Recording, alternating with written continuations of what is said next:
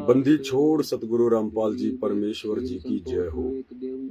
सत्साई भाई और बहनों, बहुत बड़ी दया परमपिता परमेश्वर सतगुरु रामपाल जी भगवान की, जिनके शुभ आशीर्वाद से आप और हम सभी सत्सेवक भाई बहन साध संगति के माध्यम से ज्ञान को आधार बनाकर निरंतर परमात्मा के सत भक्ति मार्ग में आगे बढ़ रहे हैं। आज के वीडियो की हम शुरुआत करें। आज का वीडियो एक भगत भाई की शंका है।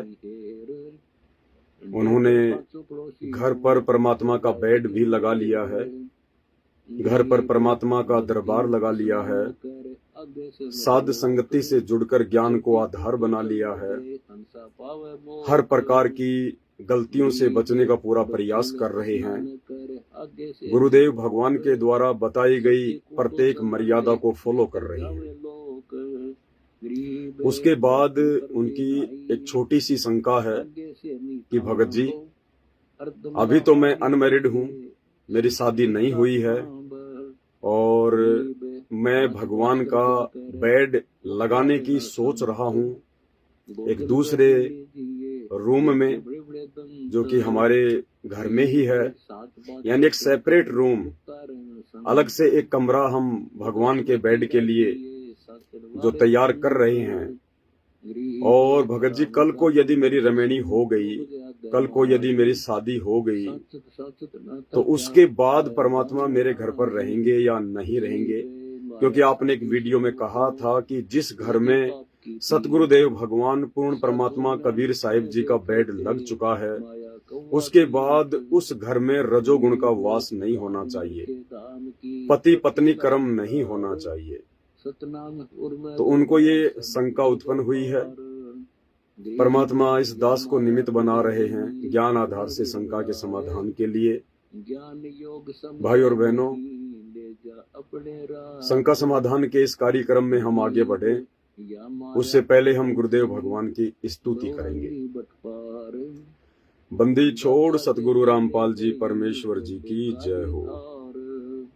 परम पिता परमात्मा, सारी सृष्टि के रचनहार, कुल मालिक, असंख्य ब्रह्मांडों के स्वामी, जगत गुरु, तीनों लोकों में प्रवेश करके सबका पालन पोषण करने वाले राजाधिराज, आत्माधार, नाथों के नाथ, देवों के देव महादेव, सर्वेश्वर महेश्वर, मृत्युंजय, अजरो अमर, आदि अनादि, सनातनी प्रभु, जगत पिता जगदीश्वर, श्री श्री 1008 की उपाधि के वास्तविक अधिकारी, अकाल मूरत, शब्द स्वरूपी राम, वासुदेव, सर्वगतम ब्रह्म, परम पूज्य, प्रथम पूज्य, परम संत, परम पुरुष, परम धनी, परम दयालु, सत्य कबीर, हक्का कबीर, अल्लाहु कबीर, अल्लाहु अकबर, बाखबर, अल्लाह ताला, जगत के तारणहार, जगत के मुक्तिदाता, जगत के जगन्नाथ,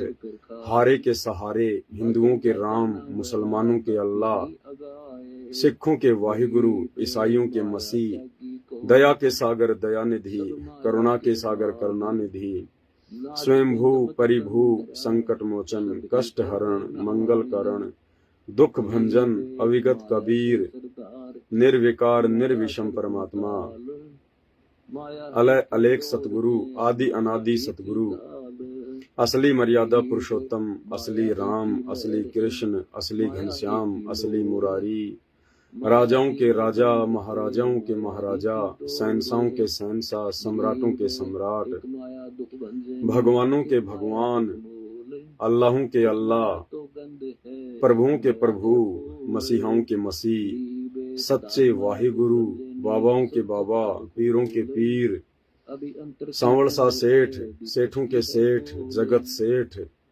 सर्वगुण संपन्न, अनंत कोटि कलाओं के स्वामी, अनंत कोटि ब्रह्मांडों के नायक, योगियों में महायोगी, ध्यानियों में महाध्यानी, सिद्धों में परम सिद्ध, ज्ञानियों में ब्रह्म ज्ञानी, तत्व ज्ञानी, महाज्ञानी, सर्वश्रेष्ठ ज्ञानी, युवा कबीर, समर्थ कबीर, असमवात अमित ओजा, सच्चे रहनुमा करीम अल्लाह, सुभान अल्लाह, दुनिया के अंतिम पैगंबर। 8 सितंबर 1951 से गांव धनाना, जिला सोनीपत, हरियाणा, भारतवर्ष की पावन भूमि पे प्रकट रियल कल की भगवान ब्रह्मा विष्णु महेश के दादाजी कबीर परमेश्वर संत शिरोमणि सतगुरु रामपाल जी परमेश्वर जी के चरण कमल में साध संगति से जुड़े हुए देश विदेश से हम सभी सत्सेवक भाई बहनों का पूज्य गुरुदेव भगवान के पावन चरण कमल में अनंत कोटि दंडवत प्रणाम। परमेश्वर हम सबको सद्बुद्धि दे, परमात्मा हम सबको मर्यादा में रखे, परमेश्वर हम सबके भाव अपने चरणों में रखे और इसी प्रकार साध संगति से जोड़कर निरंतर हमें भक्ति मार्ग पर आगे बढ़ाते रहे। सत्साई भाई और बहनों, भगत जी की शंका आप सभी भगत भाई बहनों ने सुनी है। भगत जी की शंका है कि अभी मैं अनमैरिड हूँ, अभी मेरी रमणी नहीं हुई है, साथ संगति से जुड़ा हुआ हूँ, प्रत्येक नियम मर्यादाओं को फॉलो करता हूँ और घर में अलग से परमात्मा का एक रूम में बेड लगाने की सोच रहा हूँ। मुझे डर इस बात का है कि आपके एक वीडियो में हमने सुना था कि जिस घर में रजोगुण का वास होता है, जिस घर में पति पत्नी ये कर्म होता है, उस घर में हम बेड नहीं लगा सकते, क्योंकि उस जगह पे परमात्मा पूर्ण रूप से स्थापित नहीं होते हैं।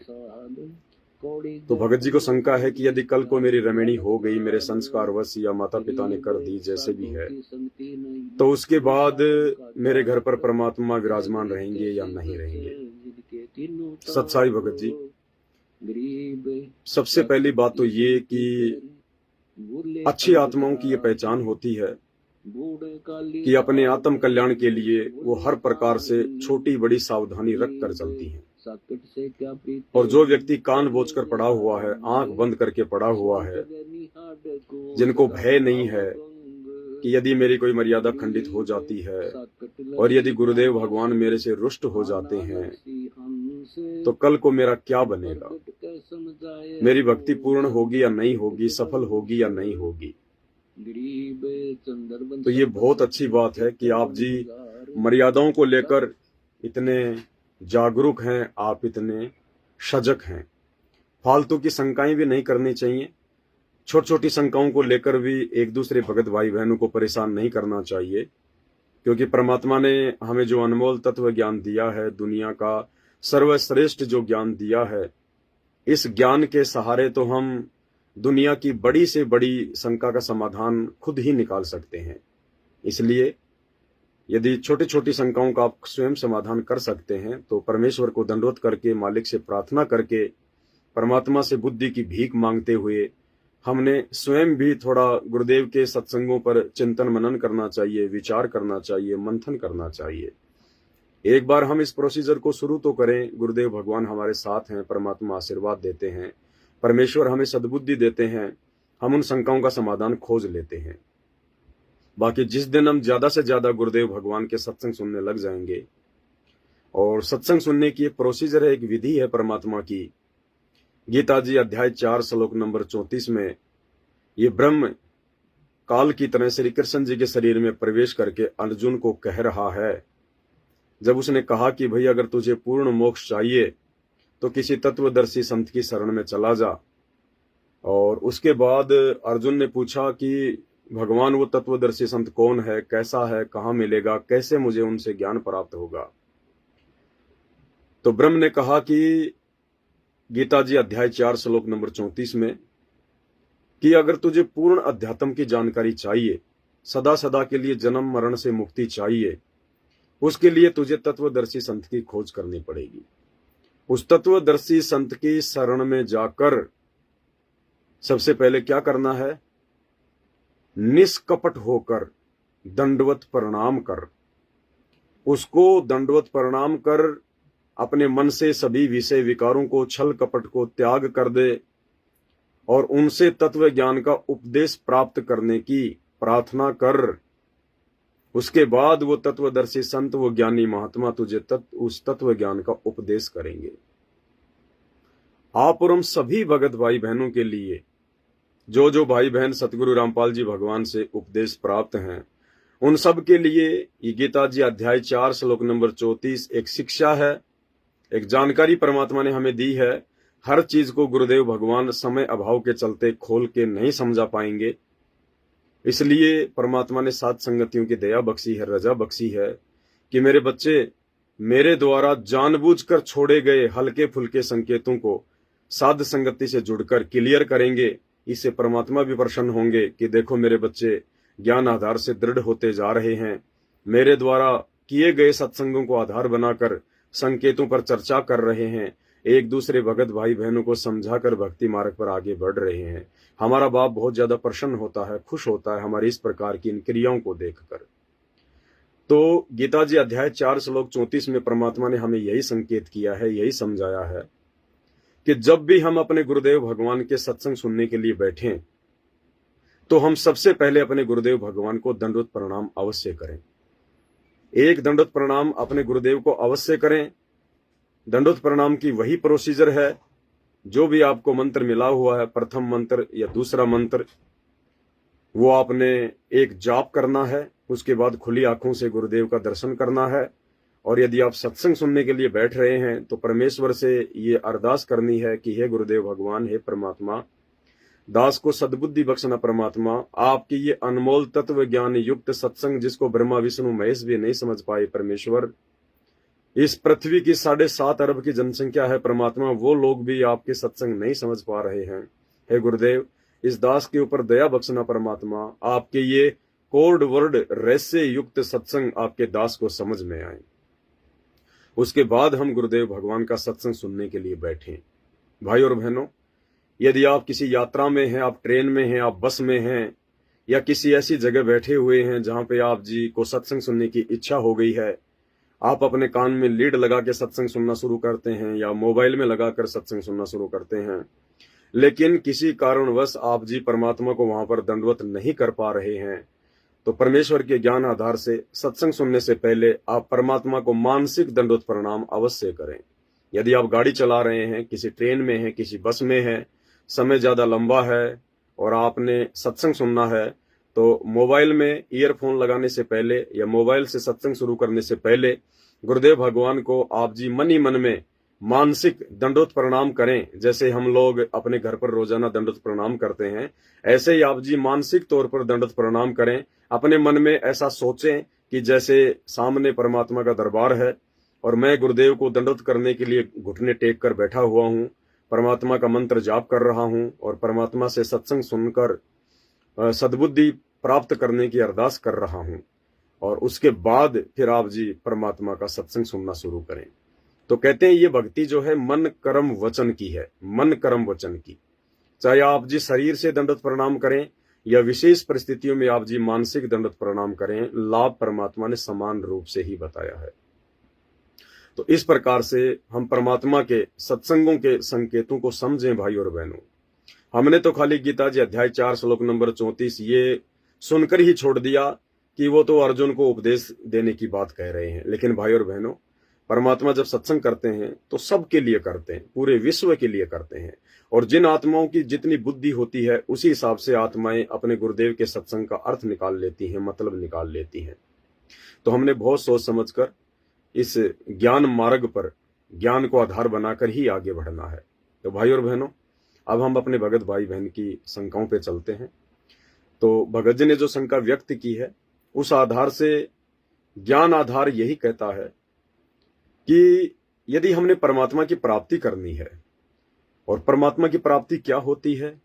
परमात्मा की प्राप्ति मात्र यही नहीं है कि आपको परमात्मा की जानकारी हो गई है, आपको गुरुदेव भगवान से नाम उपदेश प्राप्त हो गया है, आप गुरुदेव भगवान के सत्संग सुनने लग गए हैं, आपको पता चल गया है कि मेरे गुरु ही परमात्मा है, मेरे गुरुदेव ही भगवान हैं, सतगुरु रामपाल जी खुद ही कबीर परमात्मा हैं, अल्लाह हैं, ईश्वर हैं, और आप उनसे मिलते भी हैं, आप उनके साथ में भी रहे हैं, लेकिन इतने मात्र से परमात्मा की प्राप्ति नहीं हो जाती है। भक्ति मार्ग में गुरुदेव भगवान ने बताया कि परमात्मा की प्राप्ति का मतलब होता है सतलोक की प्राप्ति, उस पूर्ण पद की प्राप्ति, पूर्ण मोक्ष की प्राप्ति।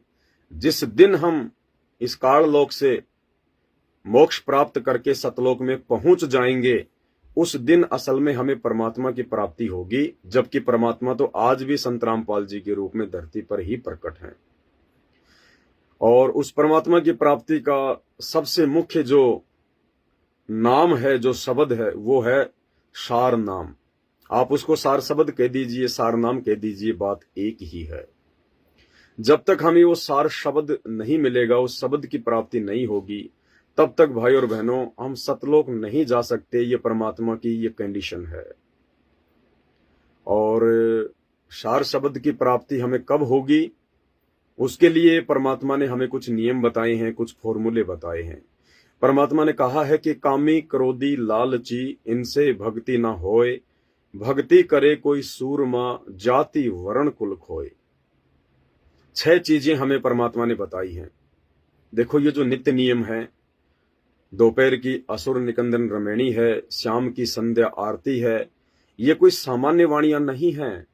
आदरणीय गरीबदास जी महाराज जी के सदग्रंथ साहिब से, जिसमें 24,000 वाणियां हैं, 3 दिन में जिसका पाठ संपूर्ण होता है, परमात्मा ने उस जंगल में से छांट छांट कर हमारे लिए कुछ एक वाणियां निकाली हैं जड़ी बूटी के रूप में।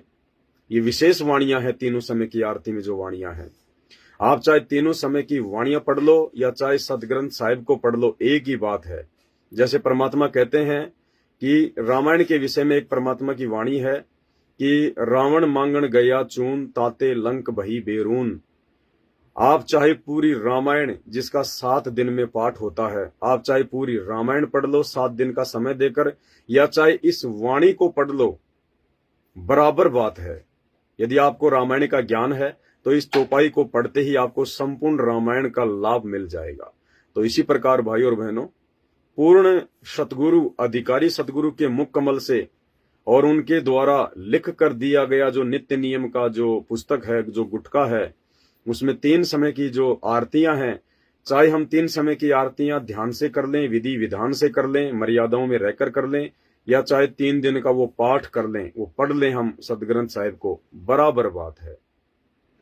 तो परमेश्वर ने इस वाणी में 6 नियम, जो मुख्य नियम है, जो मोटे मोटे नियम है, परमात्मा ने डाल दिए। क्या? कामी क्रोधी लालची, ये 3 बातें हो गई। इनसे भक्ति ना होए, और आगे 3 बात और कौन सी हैं? भक्ति करे कोई सूरमा जाति वर्ण कुल खोए। शुरू की जो 3 बातें हैं, कामी क्रोधी लालची, ये हमारे शरीर से संबंधित हैं। कामी यानी काम वासना, संभोग क्रिया, रजोगुण।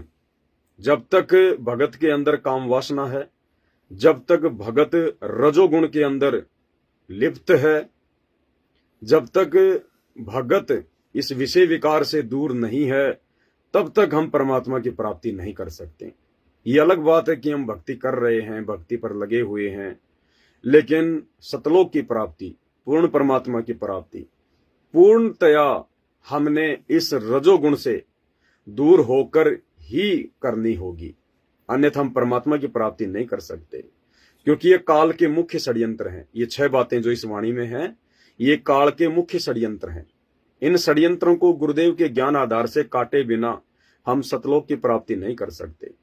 हमें उस शब्द की प्राप्ति नहीं हो सकती, हमें सारनाम की प्राप्ति नहीं हो सकती, जब तक हम रजोगुण से दूर नहीं हो जाएंगे, जब तक हम विषय वासना से दूर नहीं हो जाएंगे, जब तक हम इस पति पत्नी वाले कुकर्म से दूर नहीं हो जाएंगे, तब तक हमें वो सार शब्द की प्राप्ति नहीं हो सकती। भले ही परमात्मा आपका मन रखने के लिए आपको सारनाम दे दे, सार शब्द दे दे, कोई भी मंत्र दे दे सारनाम के नाम पर, लेकिन असल में सतलोक की प्राप्ति तो परमात्मा की इन अमर वाणियों के अनुसार अपने आप को ढालने से ही होगी। क्योंकि भाई और बहनों, परमात्मा शुद्ध हृदय में निवास करता है, परमात्मा शुद्ध आत्मा में निवास करता है। परमेश्वर गंदी जगह पर निवास नहीं करता है। सोचने समझने की बात है, कॉमन सेंस की बात है। हम कुत्ते को सबसे ज्यादा गंदा समझते हैं। कुत्ता शब्द एक ऐसा शब्द है जो गुस्से के समय, जो क्रोध के समय या लड़ाई झगड़े के समय सामने वाले को संबोधित किया जाता है। कुत्ता यानी एक गाली है, किसी व्यक्ति को नीचा दिखाने के लिए कुत्ते शब्द का यूज किया जाता है। तो भाई और बहनों, वो जो कुत्ता है, हकीकत में रियल लाइफ में वो कुत्ता भी गंदी जगह पर बैठना पसंद नहीं करता है। यानी वो गंदे से गंदा जानवर भी गंदी जगह पर बैठना पसंद नहीं करता है। वो भी अपनी पूंछ से जगह को साफ करता है, उसके बाद वो बैठता है। तो भाई और बहनों, परमात्मा क्या चीज है? परमात्मा क्या वस्तु है? परमात्मा इस सृष्टि की सबसे सुंदर वस्तु है। परमात्मा इस सृष्टि की सबसे पाक और पवित्र चीज है। तो वो परमात्मा, वो अल्लाह, वो ईश्वर कैसे हमारे इस गंदे शरीर में बैठ जाएगा? कैसे हमारी इस मलिन आत्मा में बैठ जाएगा? नहीं बैठ सकता। बहुत सारी बातें भाई और बहनों, जब ज्ञान आधार से आगे बढ़ेंगे तब हमें पता चलेगा असल में सार नाम क्या है, असल में सार शब्द क्या है। असल में सार नाम आपका गुरु है। असल में सार शब्द आपका गुरु है। और सार शब्द की प्राप्ति क्या है? ये जो लोग आश्रमों में जा जाकर रोहतक में, धनाना में जो मूर्ख बन रहे हैं, इनको जो बुलाया जाता है 21-21 हजार रुपए के पाठ के लिए कि सार नाम लोग लेंगे, सार शब्द लोग लेंगे तो 21 हजार रुपए का पाठ करवाएंगे, चाहे वो नगद दें चाहे वो किस्तों में दें।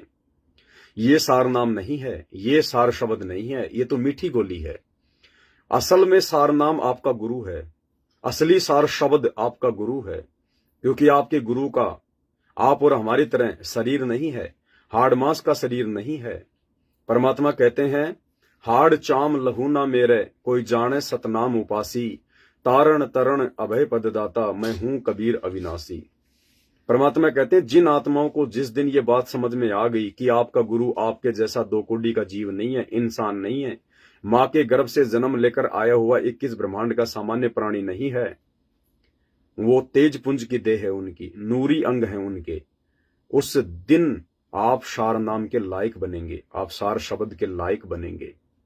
और जिस दिन आपको इतना ज्ञान हो जाएगा, उस दिन आप अपनी जी जान लगा देंगे, तन मन धन से परमात्मा प्राप्ति के लिए आगे बढ़ेंगे। आप विषय विकारों से दूर हो जाएंगे, संभोग क्रिया से दूर हो जाएंगे।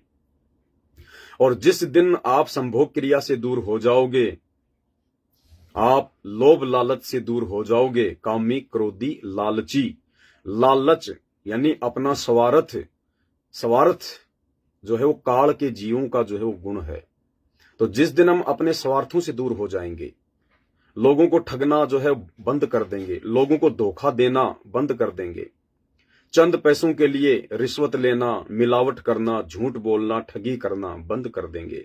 और क्रोध, जिस दिन हम लोग छोटी छोटी बातों पे गुस्सा करना बंद कर देंगे, लड़ाई झगड़े करना बंद कर देंगे, हमारे अंदर भी जो है वो क्रोध उत्पन्न नहीं होगा। सामने वाला कोई हमें भगत है या जगत है, बुरा भला कह रहा है, गालियां दे रहा है या मारपीट भी कर रहा है या हमारे गुरुदेव के बारे में कुछ बोल रहा है, तो ज्ञान आधार से यदि हमारे अंदर उसके प्रति कोई द्वेष उत्पन्न नहीं हो रहा है, हमारे अंदर कोई बदले की भावना उत्पन्न नहीं हो रही है, जरा सा भी क्रोध या गुस्सा हमारे अंदर पैदा नहीं हो रहा है, उस दिन ये सतगुरु, उस दिन ये परमात्मा, ये अल्लाहू अकबर हमारे हृदय में बैठेगा। हमारे हृदय में बैठ जाएगा ये परमात्मा, हमारे मन मंदिर में बैठ जाएगा ये परमात्मा, हमारे शरीर में बैठ जाएगा सतगुरु। और कहते हैं, जिस दिन ये सतगुरु हमारे घट में बैठ गया, घट ही में गंगा, घट ही में जमुना, घट ही में है जो है, घट ही में गंगा, घट ही में यमुना, घट ही में है जगदीश, सतगुरु तारेंगे। तो जिस दिन सतगुरु रामपाल जी भगवान को आपने इन समस्त विषय विकारों से, कुकर्मों से, काम क्रोध लालच से दूर हटकर ज्ञान को आधार बनाकर अपना तन मन धन कर्म, मन कर्म वचन से सब कुछ इनके चरणों में न्योछावर करके आप इनके प्रति समर्पित हो जाओगे, उस दिन सतगुरु आपके घट में बैठ जाएंगे, आपके हृदय में समा जाएंगे परमात्मा। और उस दिन समझ लेना आपको असली सार नाम मिल गया, आपको असली सार शब्द मिल गया। उस दिन समझ लेना कि आपका पूर्ण मोक्ष हो चुका है, आपको जीवित ही मुक्ति प्राप्त हो चुकी है। परमात्मा कहते हैं कि यो गुरु ज्ञान विज्ञान वाणी, जीवित ही जग में मरो। और आदरणीय गरीबदास जी महाराज जी ने कहा है कि एक वाणी है उनकी कि जीवित मरने के ऊपर दास को ध्यान नहीं आ रही है। उस वाणी के अनुसार जिस दिन हम अपने गुरुदेव भगवान को अपने हृदय में बैठा लेंगे, उस दिन समझ लेना हमें सारनाम मिल गया, हमें सार शब्द की जो है वो प्राप्ति हो गई है। और फिर वो परमात्मा की अमर वाणी क्या कहती है, जो परमेश्वर हमें बार बार बताते हैं, नित्य नियम में बताते हैं, अन्य जगहों पर सत्संगों में परमात्मा हमें बताते हैं।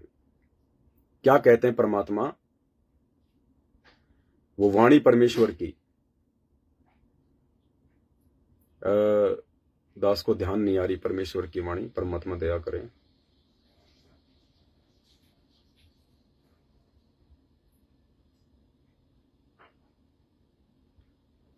एक वाणी है जिसमें परमात्मा कहते हैं,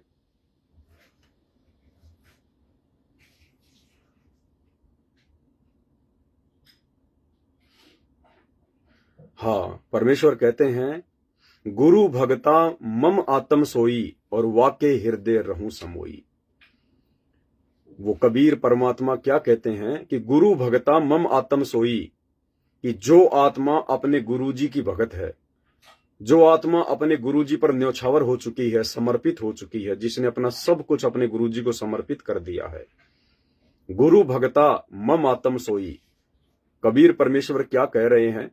हालांकि वो कबीर भगवान भी सतगुरु रामपाल जी स्वयं ही हैं, लेकिन आप और हम आत्माओं के भक्ति पर भाव बनाने के लिए अपने आप को वो थोड़ा सा साइड में रखते हुए हम समझा रहे हैं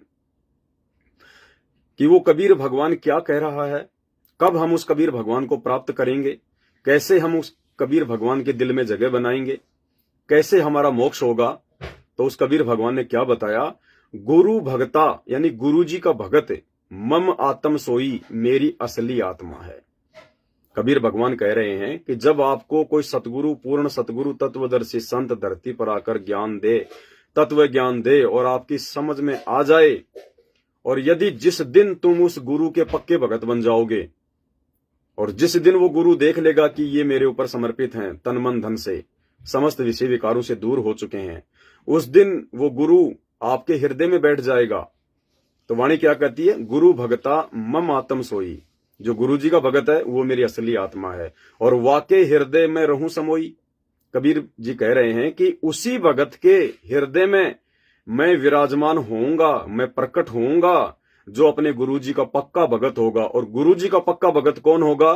जो गुरु जी के प्रत्येक नियम पर, प्रत्येक सत्संग रूपी वचनों पर चलेगा, भले शीश क्यों ना कटवाना पड़ जाए, चाहे बेइज्जती हो, चाहे कुछ भी हो। फिर मालिक क्या कहते हैं? जाति वर्ण कुल खोए, कामी क्रोधी लालची, इनसे भक्ति न होए, भक्ति करे कोई सूरमा, जाति वर्ण कुल खोए। सबसे पहले तो काम, क्रोध, लोभ, लालच से दूर होना पड़ेगा। उसके बाद जाति वर्ण कुल, यानी ये जो संसार है, ये जो समाज है, ये जो रिश्तेदारियां हैं, ये जो परिवार हैं, आड़ोसी पड़ोसी हैं, यार दोस्त हैं, इनकी लोकलाज, इन सब से हमने दूर हटना पड़ेगा। जाति और ये धर्म से हमने दूर हटना पड़ेगा। जीव हमारी जाति है, मानव धर्म हमारा, हिंदू मुस्लिम सिख ईसाई धर्म नहीं कोई न्यारा। हमने ना अपने आप को हिंदू समझना है, ना किसी मुस्लिम भगत ने मुसलमान समझना है, ना जैनी समझना है, ना सिख समझना है, ना ही कोई जो है ईसाई समझना है। हमने अपनी औकात के अनुसार अपने आप को एक जीव समझना है कि हम केवल जीव हैं और जीव की कोई औकात नहीं है। कब एक्सीडेंट हो जाए, कब पैर टूट जाए, कब हाथ टूट जाए, कब आंख फूट जाए, कब वो बीमार हो जाए, कब कोई प्राकृतिक आपदा में मर जाए, कब भूकंप आ जाए, मकान के नीचे दब जाए, कब चलता चलता गिर जाए, कब ऊपर से पंखा गिर जाए, कब कोई पीछे से उसके ऊपर वार कर दे, कब कोई उसको जानवर काट ले। जीव की कोई औकात नहीं है। पानी का बुलबुला है, पानी का बुलबुला, मिट्टी का घड़ा है, मिट्टी का घड़ा। तो मालिक कहते हैं कि हमने जाति और धर्म के चक्कर में नहीं पड़ना। ये परमेश्वर के द्वारा बनाई गई नहीं है, ये मानव निर्मित है हमें फंसाने के लिए। तो कहते हैं ज्ञान को आधार बनाकर जाति वर्ण, वर्ण यानी मैं, जैसे कोई कहता है कि मैं ब्राह्मण हूं, कोई कहता है कि मैं जाट हूं, कोई कहता मैं क्षत्रिय हूं, कोई कहता मैं श्री कृष्ण जी का वंशज यादव हूं। तो कहते हैं हमने इस वर्ण व्यवस्था के चक्कर में नहीं पड़ना बिल्कुल भी, कि श्री कृष्ण जी तो हमारे गोत्र में आए थे, परशुराम जी तो ब्राह्मण थे, फलाना महापुरुष तो जो है वो इस जाति से था, इस वर्ण में था। कहते हैं हमने इस जाति वर्ण के चक्कर में नहीं पड़ना। जात वर्ण कुल, कुल क्या होता है? अपना परिवार, समाज, रिश्तेदारियां। मैं इस भक्ति पर लग गया, मैंने सारे नियम मर्यादा निभाने फॉलो कर दिए हैं, मैंने ब्याह शादी में जाना छोड़ दिया, बच्चों का अपना जन्मदिन मनाना छोड़ दिया हैं, लेना देना छोड़ दिया, फालतू के लोगों के पास उठना बैठना मैंने बंद कर दिया, फालतू का खाना पीना मैंने बंद कर दिया। तो वो कुल परिवार के लोग वो हमारे को दबाएंगे, हमारे को ताने मारेंगे, व्यंग कसेंगे, तरह तरह की बातें करेंगे, हमारे को डगमग करने का प्रयास करेंगे, हमारे को भक्ति से नीचे गिराने का प्रयास करेंगे काल प्रेरणा से, क्योंकि ये काल करवाएगा फिर। तो भाई और बहनों, एक छोटी सी वाणी परमात्मा की जिसको हम रोज पढ़ते हैं, लेकिन इस वाणी को यदि खोलने बैठ जाएं तो इसमें इतना गहरा सार है कि कामी क्रोधी लालची इनसे भक्ति न होए, और भक्ति करे कोई सूरमा जाति वर्ण कुल खोए। उस आत्मा को परमात्मा ने फिर सूरमा बताया। सूरमा, परमात्मा कहते हैं लख भर सूरा जूझ ही, लख भर सावंत दे, और लख भर यति जहान में तब सतगुरु शरण आ ले। ऐसी आत्माओं को तो सतगुरु मात्र अपनी शरण में लेता है। लख भर सूरा जूझ ही, लाखों बार हमने सूरवीरों के जन्म प्राप्त किए हैं। हनुमान जी को परमात्मा ने सूरवीर बताया है। आप और हम भाई बहन जो आज सतगुरु रामपाल जी भगवान की शरण में हैं, तो हम ऐसे ही उनकी शरण में नहीं आ गए। हमने इससे पहले क्या क्या बनना पड़ा है, कैसी कैसी कुर्बानियां हमने देनी पड़ी हैं, तब कहीं जाके सतगुरु की शरण प्राप्त होती है। भक्ति तो आगे की बात है, मोक्ष तो आगे की बात है। ये शुरुआती कंडीशन है कि सतगुरु की शरण किन आत्माओं को प्राप्त होती है। लाखों बार जिसने हनुमान जी जैसे जन्म जो है वो प्राप्त कर लिए हों, हनुमान जी जैसा सूरवीर रहा हो, लख भर सूरा जूझ ही लख भर सावंत दे। सावंत दे व्यक्ति परमात्मा ने बताया जिसके दोनों हाथ या एक हाथ उसके घुटने से नीचे तक हो, वो सावंत दे होता है। वो विशेष पुण्यकर्मी आत्मा होती है। उन आत्माओं के साथ परमात्मा जो है वो पल पल रहता है। तो लाखों जन्म हमने इस प्रकार की आत्माओं के भी भोग लिए हैं। लख भर सूरा जूझ ही लख भर सावंत दे, लख भर यति जहान में। यति परमात्मा ने लक्ष्मण जी को बताया, जिन्होंने अपनी पत्नी के अलावा कभी सीता जी की तरफ भी आंख उठा के नहीं देखा, उसको कहते हैं यति पुरुष। तो लख भर सूरा जूझ ही लख भर सावंत दे, लख भर यति जहान में तब सतगुरु शरणा ले। और परमात्मा ने और क्या बताया, गोरख से ज्ञानी घनी और सुखदेव यति जहान, और सीता सी बहु भारिया पर संत दूर अस्तान। इतनी मुश्किलों के बाद, इतने युग युगांतरों के बाद, इतने बलिदान और कुर्बानियों के बाद हमें इस पूर्ण परमात्मा, पूर्ण सतगुरु, तत्वदर्शी संत, बाखबर, अल्लाहू अकबर सतगुरु रामपाल जी भगवान की आज शरण प्राप्त हुई है कलयुग की पिछली पीढ़ी में। अब कौन मूर्ख होगा जो इस अनमोल समय को बर्बाद कर देगा रजोगुण के चक्कर में पड़कर, विषय वासनाओं के चक्कर में पड़कर, जो स्थायी भी नहीं है, थोड़े समय की हैं। 50 साल की उम्र के बाद तो वैसे भी छूट जाती हैं, शरीर निढाल हो जाता है, बच्चे बड़े हो जाते हैं, उसके बाद तो वैसे भी छूटेगी है। तो क्यों ना हम इसको पहले से ज्ञान आधार से छोड़ दें। गुरुदेव से रो रो के प्रार्थना कर करके हम इस विषय विकार को त्यागें। अरे मजबूरी में तो सब छोड़ेंगे, मजबूरी में तो सबको छोड़ना पड़ेगा। ज्ञान आधारी आत्मा वो होती है जो ज्ञान को आधार बना के समय रहते समझ जाए। कहते हैं मुसीबत में तो हर कोई गधे को बाप बना लेता है, लेकिन समझदार व्यक्ति वो होता है जो मुसीबत आने से पहले समझ जाए। तो भाई और बहनों, हमने इन सभी प्रकार के विषय विकारों से दूर होकर ही इस भक्ति मार्ग में आगे बढ़ना है, और उसी समय ये गुरुदेव भगवान हमारे हृदय में समाएगा, हमारे मन मंदिर में समाएगा। और उसके बाद यदि हमने जरा भी गलती कर दी, वो गंदगी यदि हमने वापस अपने मन मंदिर में फेंक दी, अपने मन को, अपनी आत्मा को दूषित कर दिया, मैला कर दिया, विषय वासना के चक्कर में पड़ के, काम क्रोध के चक्कर में पड़ के, लोक लाज में पड़कर, तो ये परमात्मा का ऑटोमेटिक सिस्टम है, ये तुरंत वहां से दूर हट जाएगा। ऑटोमेटिक सिस्टम है, जैसे बैटरी और इन्वर्टर का होता है। लाइट गई, ऑटोमेटिक इन्वर्टर अपना काम करना शुरू करेगा, ऑटोमेटिक। उसकी यही खासियत होती है, आपको ऑन करने की जरूरत नहीं है, उसका ऑटोमेटिक सिस्टम है। लाइट आ रही है, इन्वर्टर ऑटोमेटिक चार्ज होने लग जाएगा, जैसे लाइट गई ऑटोमेटिक इन्वर्टर आपके सारे काम करेगा। तो इसी प्रकार ये परमात्मा का इस भक्ति मार्ग पर ऑटोमेटिक नियम है। जरा भी गलती करेंगे, कोई भी मर्यादा तोड़ेंगे, तुरंत परमात्मा दूर हो जाएगा। तो भाई और बहनों, अब हम उस भाई की शंका को लेते हैं। ये थोड़ी सी बातें आपको बताना उससे पहले बहुत ही ज्यादा आवश्यक थी, वरना हम लोग समझ नहीं पाते इन चीजों को कि सतगुरु कितनी अनमोल चीज है। सतगुरु कितनी अनमोल चीज है। तो मालिक दया करें, थोड़ा सा मालिक का ये प्रसाद आ गया, जूस राम दास पी लेता है, फिर मालिक की हम चर्चा करेंगे। तब तक आप जी परमात्मा की पाठ प्रकाश की थोड़ी सी वाणियां सुनिएगा। बंसा फूक ही दोनों जल बल छार, गरीब साकट से ती साख क्या, रावण कंसा बोझ, हिरणा कुश और बाली से मारे परकट गोंज। गरीब लघु दीर्घ सब एक हैं, जिनकी साकट जात, दीपक कैसा चांदना लाल लगे जब हाथ।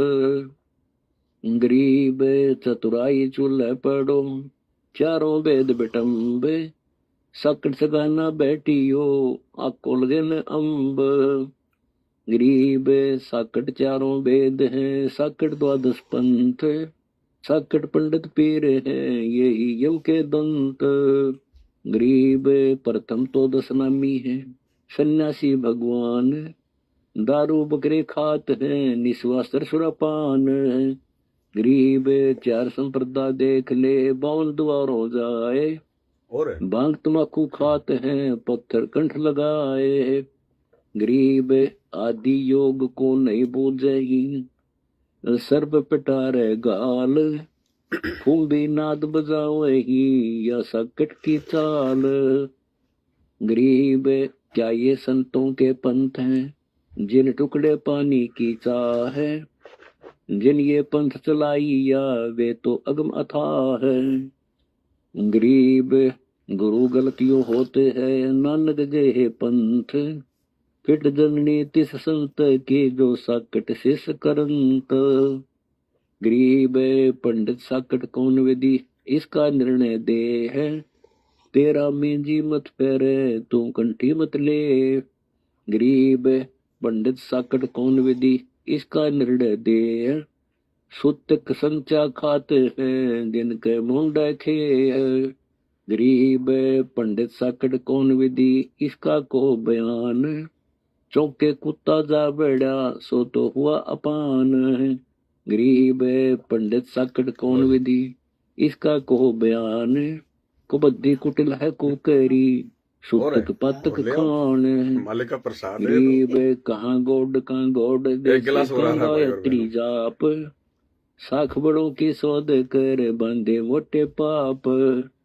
गरीब मालिक की महिमा करेंगे तो ऐसे दया करते हुआ, तुलसी डाल जरोड़, बोले भक्ति भगवंत की, रे पत्थर से शर फोड़।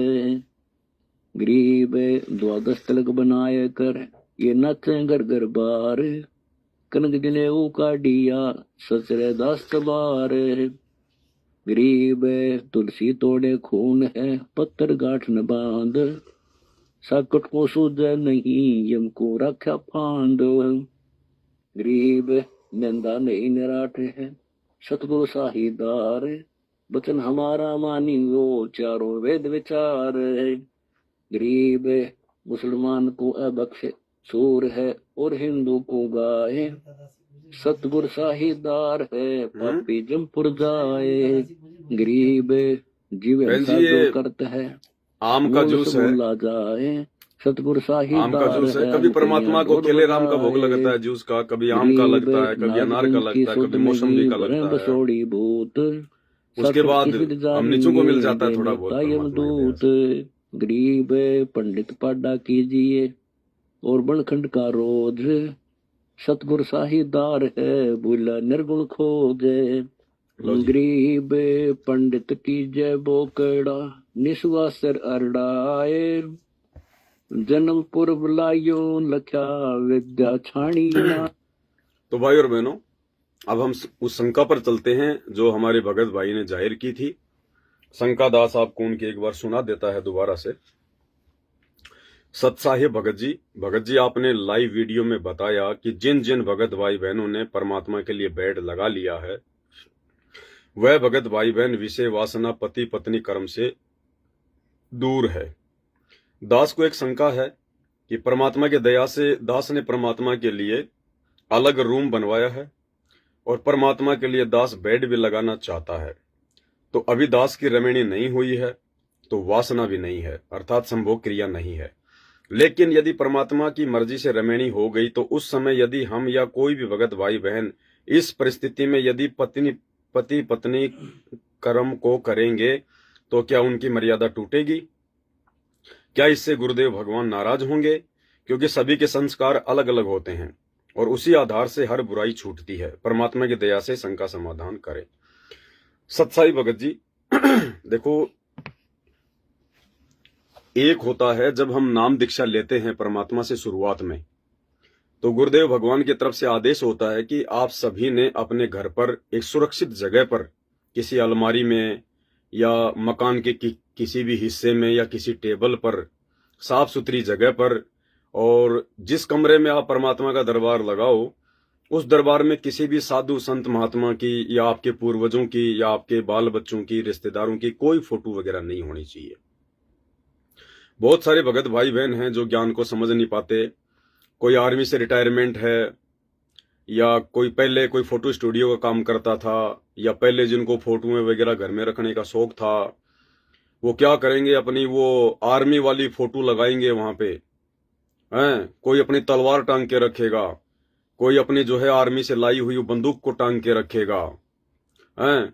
कोई अपनी रेजिमेंट की फोटो अपने अपने जो है आर्मी वाले साथियों के साथ में जो ग्रुप फोटो होती है उसको लगा के रखेगा। कोई अपने बच्चों की फोटो को लगा के रखेगा। कोई अपनी पति पत्नी की आपस की फोटो को लगा के रखेगा। उसने उसके कंधे पे हाथ रखा, उसने उसके कंधे पे हाथ रखा हुआ है।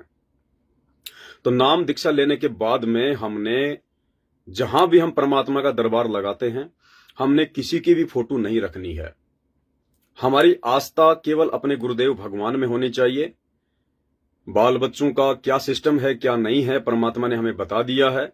ये बाल बच्चे हमारे नहीं हैं, ये हमारे संस्कार वश परमात्मा ने हमें जिम्मेदारी दी है इनके पालन पोषण की। इनसे विशेष लाड प्यार करने की जिम्मेदारी नहीं दी परमात्मा ने। इनकी मोह ममता के चक्कर में फंसकर यहीं पे जन्म और मरण के चक्कर में फंसे रहने के लिए नहीं दिए परमात्मा ने। ये भगवान की आत्माएं हैं, ये हमारे बेटा बेटी नहीं हैं। हम बेटा बेटी पैदा नहीं कर सकते, हम आत्माएं पैदा नहीं कर सकते, आत्मा परमात्मा पैदा करता है। हम युगों युगों से काल के लोक में फंसे हुए हैं, हमारे संस्कार एक दूसरे के साथ में उलझे हुए हैं। और अभी ये जो लास्ट इसार जेल से जो ऑडियो आई है, विशेष संदेश नंबर 31, 30 या 31 नंबर की लास्ट, इसमें परमात्मा ने बताया है कि आपके जो बेटा बेटी हैं ये आपके शत्रु हैं, ये आपके दुश्मन हैं, ये आपके ऋण संबंधी हैं, ये आपसे लेने आए हैं, ये अपना जो कर्जा है वो चुकती करने आए हैं। जिसका आपने पिछले जन्म में जवाई बनकर दहेज लिया था, आज वो आपका वो ससुर, वो पिछले जन्म का आज आपके घर में बेटा बन के आया है। या तो जन्म लेते ही वो बीमार होकर हॉस्पिटल में एडमिट होकर 50,000 रुपए खा जाएगा, या फिर वो बड़ा होकर कुसंगति में जो है वो पढ़कर आपके पैसे दारू में, शराब में, उल्टे काम धंधों में बर्बाद करेगा। उल्टे काम करेगा, मुकदमा लगेगा, जेल में जाएगा, फिर उसकी जमानत करवाओ, लाखों रुपए बर्बाद करो। या बाप कमा रहा है, बेटा यार दोस्तों के साथ में उड़ा रहा है। माता पिता भक्ति पर लग गए, बेटा बेटी भक्ति पर नहीं लगते, उल्टे काम करते हैं, माता पिता को भी भक्ति नहीं करने देते। रोजाना उनकी शिकायतें आती है, माँ बाप को चिंता होती है, तो वो हमारी भक्ति बर्बाद कर रहे हैं। ये हमारे दुश्मन हैं, क्योंकि हमारे और इनके संस्कार पिछले जन्म के बहुत ज्यादा उलझे हुए हैं। भाई और बहनों, काल हमें बहुत ज्यादा जो है मतलब भ्रमणा में रखता है। गुरुदेव ने बताया कि बच्चों, आज जो औरत तुम्हारी माँ है, आज जिसको तुम माँ कह रहे हो, जिसका तुम दूध पी रहे हो, जिसको तुम विशेष इज्जत दे रहे हो, जिसके प्रति तुम सौपन में भी कोई गलत विचार अपने मन में नहीं ला सकते, माँ। और गुरुदेव ने बताया कि बेटा हकीकत यह है कि वो तेरी माँ जो आज तेरी माँ है, ना जाने इस काल ने कितने जन्म उस तेरी माँ को तेरी जो है पत्नी बना दिया, कितने जन्मों में वही तेरी माँ जो आज तेरी माँ है, वो आत्मा कितने जन्मों में तेरी वो पत्नी रही है। तूने उसके साथ में कितनी बार संभोग किया है, कितनी बार तेरे और उस तेरी माँ के पिछले जन्मों के ऐसे संस्कार रहे हैं। तूने अपनी माँ का ही बलात्कार किया है, यानी उस आत्मा का तूने पिछले जन्मों में बलात्कार किया है। तूने कितने जन्मों में उसके साथ में मारा पीटी की है, कितने जन्मों में वो तेरी माँ, वो तेरा बाप रह चुकी है, वो तेरी पत्नी रह चुकी है। पता नहीं कितने भाई और बहनों, आज जो हमारी बहन है, ना जाने कितने जन्म इस काल ने उसको हमारी जो है पत्नी बना के रखा। ये काल का भयंकर षड्यंत्र है। और हम क्या करते हैं, बस समझदार को संकेत ही काफी होता है भाई और बहनों। हमने इन रिश्ते नातों में मोह ममता पैदा नहीं करनी है। ये रिश्ते नाते काल ने हमें उलझाने के लिए दिए हैं, हमें फंसाने के लिए दिए हैं कि तुम इन्हीं में फंसते रहो, बिना ज्ञान बिना भक्ति के लेन देन करते रहो, मोह ममता में फंसते रहो, और अगले जन्मों में फिर तुम्हारे ऋण संबंध बन जाएंगे। फिर इन आत्माओं को किसी को बाप बना देगा, किसी को बेटा बना देगा, किसी को रिश्तेदार बना देगा। वो पैसा ले लेगा, समय पर देगा नहीं, मानसिक टेंशन देगा, ज्यादा बात हो जाएगी तो लड़ाई झगड़ा हो जाएगा, एक दूसरा मर जाएगा, मुकदमा हो जाएगा, जेल चले जाएंगे। इस प्रकार से काल ने आज हमारे घर में जो भी माता पिता, भाई बहन, पत्नी, बेटा बेटी जितने भी हैं, और उसके अलावा हमारे जितने भी रिश्तेदार हैं, चाचा फूफा मामा ताऊ नाना जीजा, ये सब के सब हमारे पिछले जन्मों के दुश्मन हैं, ये ऋण संबंधी हैं। इसलिए परमात्मा कहते हैं कि अगर सतलोक जाना है तो बेटा जाति वर्ण कुल खोए, तूने इन सभी परंपराओं से, प्रथाओं से पीछे हटना पड़ेगा, लेन देन से पीछे हटना पड़ेगा। और ये लेन देन केवल परमात्मा समाप्त करवाएगा, परमात्मा की भक्ति से समाप्त होंगे। अब ये लेन देन तो वैसे हमारे लिए बहुत भयंकर होने वाले थे।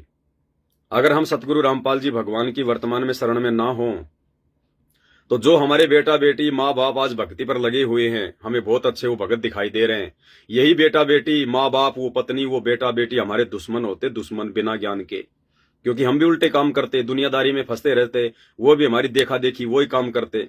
दुनिया वालों की तरह हमारे बेटा बेटी भी बॉयफ्रेंड और जो है वो गर्लफ्रेंड के चक्कर में पड़ जाते हैं, उल्टे सीधे काम करते, किसी होटल में पकड़े जाते, पुलिस उनको थाने ले जाती, फिर उनको छुड़वा के लेके आते, किसी के ऊपर जो है मतलब छेड़खानी का मुकदमा लगता है, फालतू की डिमांड करते, कोई गाड़ी मंगवा लेता, एक्सीडेंट हो जाता, हॉस्पिटल में पड़ा होता।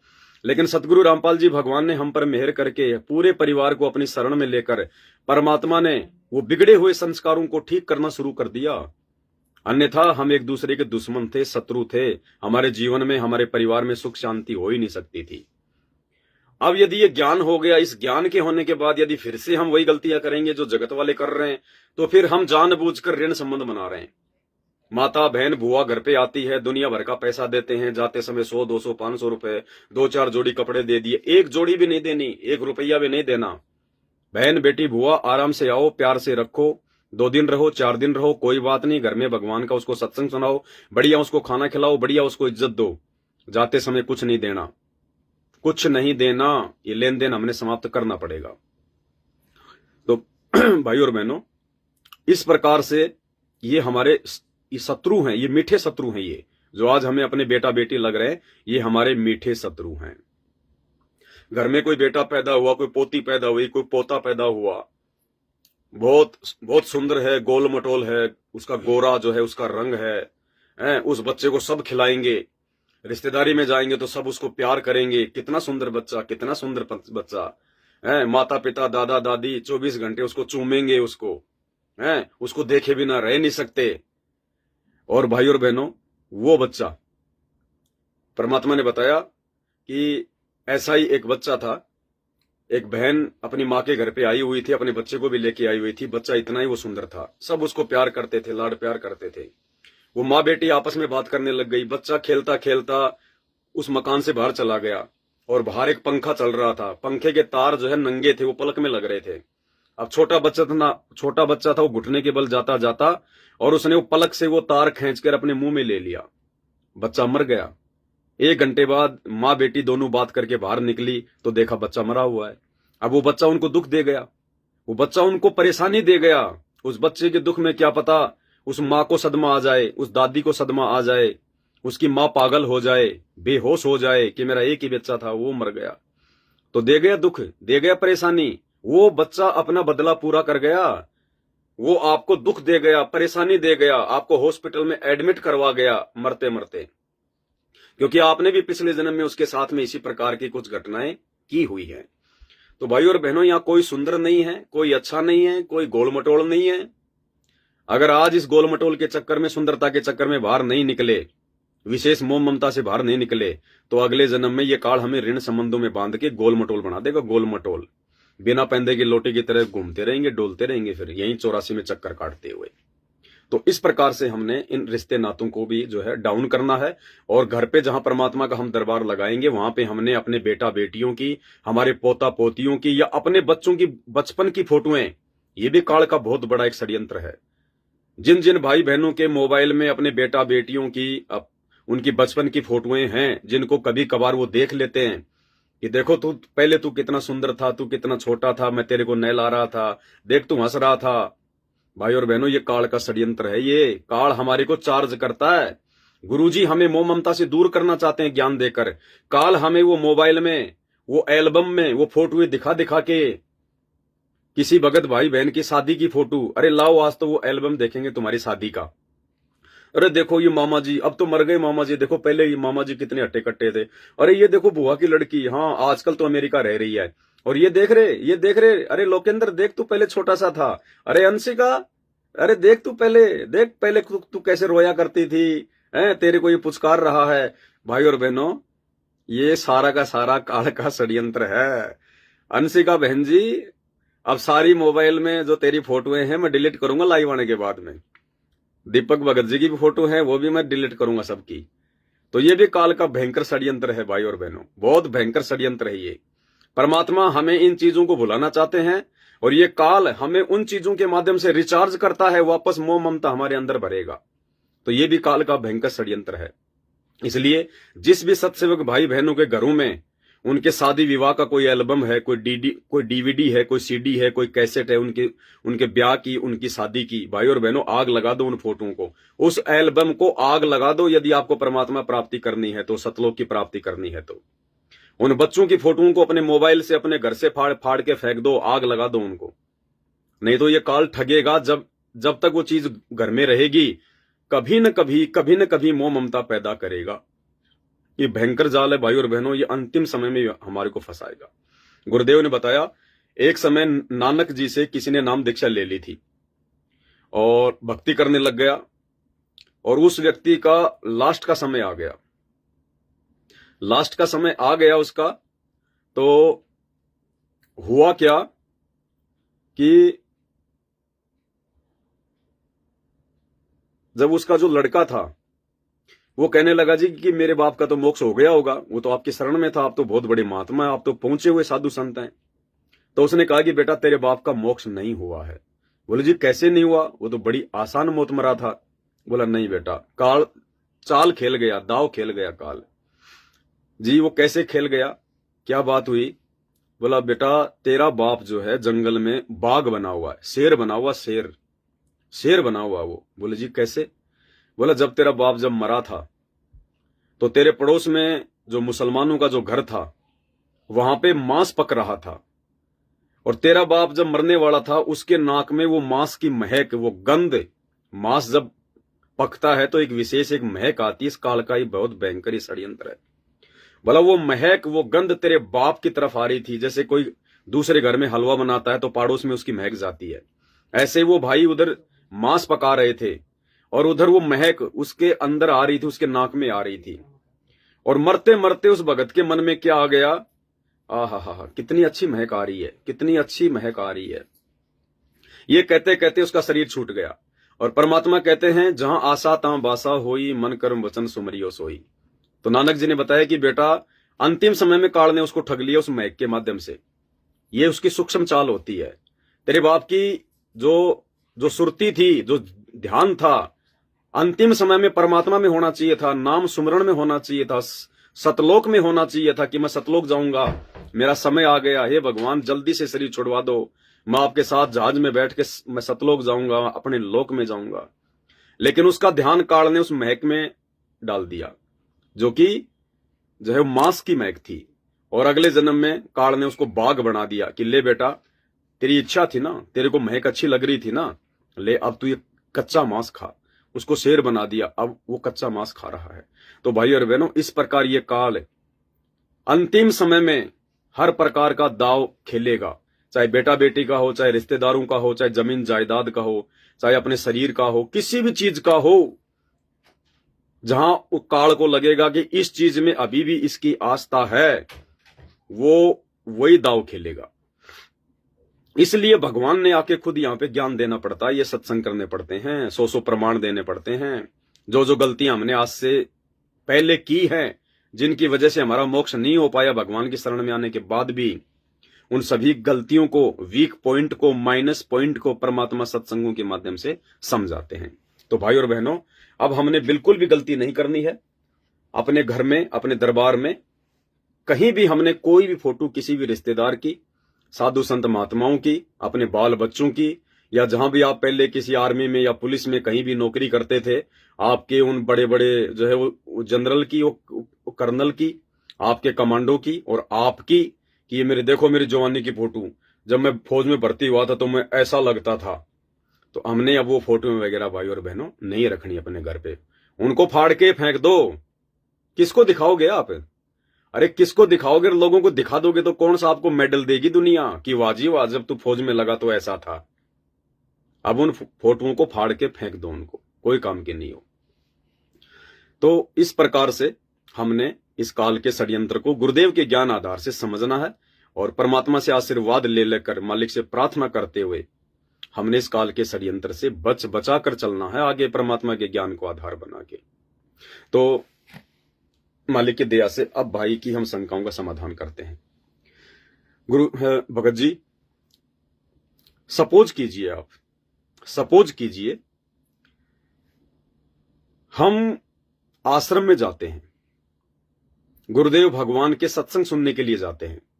अगर गुरुजी आश्रम में नहीं है तो हमने आश्रम में नहीं जाना, चाहे कितना बड़ा आश्रम हो, कितनी बड़ी सुविधा हो, चाहे पूरी दुनिया जाती हो, वो जाए तो जाए, भेड़े कुएं में पड़े तो पड़े, हमने नहीं पड़ना।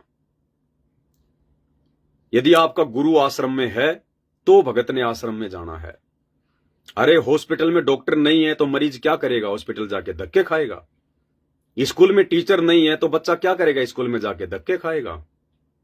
हमने नहीं जाना वहां पर। तो आश्रम में गुरुजी नहीं है तो हमने उस आश्रम में नहीं जाना है। यदि आश्रम में गुरुदेव भगवान बैठे हैं और यदि आपको आश्रम में जाने का मौका मिले, आपको सहपरिवार आश्रम में जाने का मौका मिले, आप जाओगे। और यदि आपको वहां पे परमात्मा यह कह दे कि बेटा आप यहां सेवा करो 1 महीने, 2 महीने, 6 महीने, साथ में आपकी पत्नी भी है, आपकी वाइफ भी साथ में है, और आपको उस आश्रम में एक मकान दे दिया जाता है कि ये बच्चे यहां पे 2 महीने सेवा करेंगे, 6 महीने सेवा करेंगे, और इनको अलग से एक रूम दे दिया जाए क्योंकि ये पति पत्नी है, इनके बच्चे भी हैं। आपको अलग से एक रूम दे दिया गया, खाने पकाने का सामान दे दिया गया, या सुबह से हम आप जी अपने भंडारे में खाना खाओ। आप 2 महीने उस आश्रम में रहेंगे, सेवा करेंगे, भक्ति भी करेंगे, आरती भी करेंगे, भगत भाई बहनों से भी आप मिलेंगे, और उस आश्रम में आपके गुरुदेव भगवान भी मौजूद हैं। आप मुझे ये बताइए, जितने दिन तक उस आश्रम में आपको रहने का मौका मिलेगा, 1 महीना, 2 महीना, 6 महीना, 1 साल, और आपको पता है कि इस आश्रम में मेरे गुरुदेव भगवान भी बैठे हुए हैं और ये आश्रम है, मेरा घर नहीं है, ये आश्रम है, क्या आप 2 महीने या 6 महीने जब तक रहोगे, क्या तब तक आप जी उस आश्रम में पति पत्नी व्यवहार करोगे?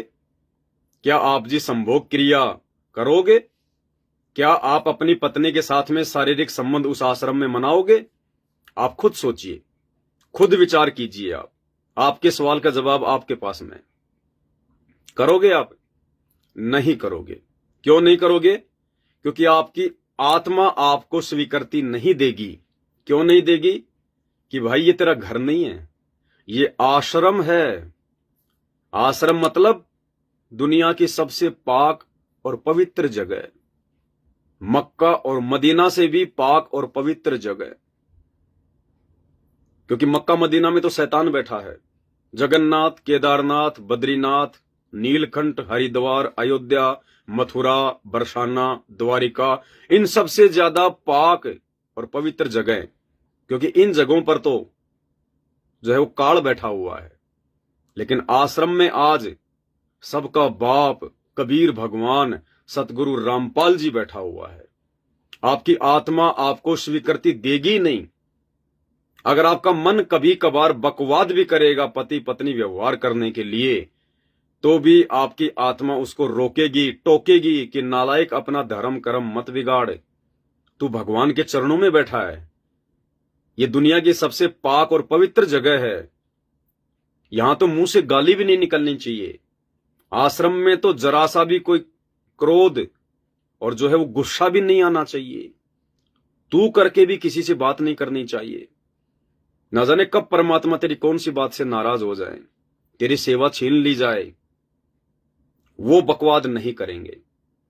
और यदि काल किसी एक में कुप्रेरणा करके यदि बकवाद करने के लिए दबाव भी डालेगा, पत्नी के माध्यम से या जो है वो पति के माध्यम से, अगर पति बकवाद करने की सोचेगा तो पत्नी उसको रोकेगी कि नहीं, आप चाहे नाराज हो चाहे आप जी राजी रहो, ये आश्रम है, भगवान का दरबार है, परमात्मा अंतर्यामी है, वो पल पल देख रहे हैं। हमने केवल सेवा का मौका दिया, भगवान ने ये कुकर्म करने के लिए नहीं रखा। और अगर पत्नी के माध्यम से काल बकवाद करना चाहेगा तो इसी प्रकार से उसको उसका पति समझाएगा। आप आश्रम में संभोग क्रिया नहीं कर सकते, क्योंकि आपको विश्वास है कि यह आश्रम ही है जहां मैं बैठा हूं और मेरे गुरुजी हैं यहां पर। इसी प्रकार भाई और बहनों, जिस दिन हम इस ज्ञान को आधार बनाकर सतगुरु रामपाल जी को परमात्मा के रूप में पहचान कर, जिस दिन हम अपने घर पर गुरुदेव भगवान का बेड लगा लेते हैं, शुरू शुरू में हमने जो दरबार लगाया था परमात्मा का नाम दीक्षा के समय, जब हमें इतना ज्ञान नहीं था, अब ज्ञान होने के बाद जब हम उस दरबार साहिब को अपडेट कर लेते हैं और गुरुदेव भगवान का बेड लगा लेते हैं, गुरुदेव भगवान को भोग लगाना शुरू कर देते हैं, और अपने घर और घट के अलावा हम गुरुदेव को कहीं नहीं देखते, हम उसको घट घट का वासी मान लेते हैं, कण कण का वासी मान लेते हैं कि मोको कहां ढूंढे रे बंदे, मैं तो तेरे पास में, घट ही में गंगा, घट ही में जमुना और घट ही में है जगदीश सतगुरु तारेंगे, स्वर्ग सात आसमान पर भटकत है मनमूड, खालिक तो खोया नहीं इसी महल में ढूंढ। जिस दिन हम इस बात को स्वीकार कर लेंगे, मान लेंगे कि मेरे घर पर बेड लग चुका है, और बेड लगने का मतलब है मेरे घर पर परमात्मा प्रकट हो चुके हैं, क्योंकि मैं हर प्रकार के विषय विकारों से दूर हो चुका हूं, संभोग क्रिया से दूर हो चुका हूं, या फिलहाल मैं दूर हूं, तो उसके बाद भगत जी उस घर में वो आत्माएं कोई भी बकवाद करने की सोच भी नहीं सकती, सोच भी नहीं सकती। और काल भी इतना मजबूर हो जाएगा, वो पति पत्नी जो पहले सारा कुकर्म किया करते थे, अब वो दोनों एक ही जगह पर सोएंगे तो भी उनके अंदर भाई बहन के अलावा दूसरा कोई विचार आएगा ही नहीं, आएगा ही नहीं दूसरा कोई भी विचार। क्योंकि जिस घर में परमात्मा प्रकट हो जाते हैं तो फिर परमात्मा भी भगत के ऊपर आशीर्वाद रखते हैं। हम अपनी तरफ से कितनी भी कोशिश करें, कितना भी प्रयास करें, हम अपनी तरफ से इस काल के भयंकर षड्यंत्र से, काम क्रोध लोभ लालच से दूर नहीं हो सकते। गुरुदेव आशीर्वाद देते हैं, परमात्मा रजा बख्शते हैं अपनी तरफ से, अन्यथा हम दो कोड़ी के जीवों की औकात नहीं है। यहां तो देवताओं का राजा इंद्र, जिसकी सैकड़ों पत्नियां, हजारों पत्नियां, उसके बाद भी उसने अपने गुरु गौतम ऋषि की पत्नी के साथ में कुकर्म किया। श्री विष्णु जी, उसकी खुद की अनेकों पत्नियां, लक्ष्मी उसकी पत्नी, उसके बावजूद भी उसने शंखचूड़ राक्षस की पत्नी तुलसी के साथ में कुकर्म किया, मुंह काला किया। श्री कृष्ण जी ने कुब्जा के साथ में मुंह काला किया। श्री शंकर जी ने मोहिनी के साथ में मुंह काला किया। श्री ब्रह्मा जी ने अपनी बेटी सरस्वती के साथ में मुंह काला किया। भाई और बहनों, फिर बाकी 33 करोड़ देवी देवता कौन सी कमी छोड़ने वाले हैं? तो ये तो गुरु जी के आशीर्वाद से संभव हो सकता है। उन देवताओं की तुलना में तो हम ऊंट के मुंह में जीरे के बराबर भी नहीं है। जितनी सहनशीलता, जितना धैर्य, जितना विवेक उन देवी देवताओं में है, हमारे अंदर तो 0% भी नहीं होता, 0% भी। और जब वो इतनी बड़ी बड़ी गलतियां कर गए, और यदि आज गुरुजी का आशीर्वाद ना हो, गुरुजी का आशीर्वाद ना हो, तो भाई और बहनों, क्या ये 35-40 साल की उम्र में साथ संगति से जुड़कर ज्ञान को आधार बनाकर आप जी भाई बहन का रिश्ता कायम कर सकते हैं क्या? मैं कर सकता हूं क्या? कोई नहीं कर सकता। परमात्मा कहते हैं, तेरी क्या बुनियाद प्राणी, तू पेंडा पंथ पकड़वो। हम तो 2 कोटि के जीव हैं, 2 कोटि के जीव। ये जीव की बस की बात नहीं है। ये तो जिस पर परमात्मा दया बख्शे, उस काग को परमात्मा हंस बनाते हैं। वो कौवा अपनी मर्जी से हंस नहीं बन सकता। तो भाई, जब घर में बेड लग गया, आपने परमात्मा को घर में विराजमान कर लिया, और यदि आपने मान लिया, आपको विश्वास है, वो बेड आपने ज्ञान को आधार बना के लगाया है, तो फिर आपको विश्वास है कि मेरा घर नहीं, अब ये आश्रम बन चुका है, आश्रम। और मेरे घर पर मेरे परमात्मा विराजमान हो चुके हैं, सूक्ष्म रूप में, अप्रत्यक्ष रूप में। मुझे नहीं पता वो कब विश्राम कर रहे हैं, कब बैठ रहे हैं। हम तो देख नहीं पाएंगे उनको, क्योंकि हमारी दिव्य दृष्टि इतनी मजबूत है नहीं, इतनी लेवल की भक्ति हमारी हुई नहीं अभी। अब बेड लग गया, तो बेड आपने लगाया किस लिए है? अपने रिश्तेदार के लिए नहीं लगाया, अपने लिए नहीं लगाया, आपने अपने गुरु भगवान के लिए लगाया है। तो गुरु भगवान की मर्जी, वो कब विश्राम करें, कब बैठें, कब कहीं और जाएं, कब कब वो आ जाए। तो हमने ये मानना पड़ेगा कि 24 घंटे परमात्मा हमारे साथ में है, बैठे हैं, आराम कर रहे हैं, आश्रम में हैं, हमारे साथ में हैं। वो रसोई में भी आ सकते हैं, दूसरे कमरे में भी आ सकते हैं, वो बेड पर भी आ सकते हैं। फिर हमने ये विश्वास हो जाना चाहिए। और अगर देखा देखी में बेड लगाया है, तो फिर तो बात ही अलग है। फिर तो आप चाहे जो मर्जी करो, फिर तो कोई लेना देना है ही नहीं उस बात का। अब दूसरी बात, आप आश्रम में भी जा रहे हैं, अपने बाल बच्चों के साथ में जा रहे हैं, आप पति पत्नी जो है वो कर्म में भी हैं, और आपको आश्रम में सेवा का मौका भी मिल जाए, और वहां पे गुरुजी भी बैठे हुए हैं, और यदि आप संभोग क्रिया से दूर नहीं हैं या नहीं हो सकते हैं, तो फिर आपने क्या करना पड़ेगा? वे गुरुजी का आदेश है, सेवा भी करनी पड़ेगी, और बाल बच्चे भी साथ में रहेंगे, और पति पत्नी व्यवहार भी नहीं छोड़ सकते। तो आपने क्या करना पड़ेगा? जैसे बहुत सारे भगत भाई बहन किया करते थे बरवाला आश्रम में। उन्होंने आश्रम से 4-5 किलोमीटर दूर जो बरवाला शहर था, वहां उन्होंने किराए पे रूम ले लिया, 2000 में, 4000 में, 5000 में, जैसा भी उनको मिला। उन्होंने एक छोटा सा रूम ले लिया, वहां पे वो रहने लग गए सहपरिवार। सुबह आश्रम में जाते, अपनी सेवा करते, और शाम को अपने कमरे पे वापस आ जाते। और जो भी उनको अपना पति पत्नी जो कर्म जो करना होता था, वो अपने रूम पे करते थे। लेकिन आश्रम में वो बात भी नहीं करते थे आपस में संभोग क्रिया को लेके, कोई अश्लील बातें या कोई जो है वो गंदी बातें, वो नहीं किया करते थे।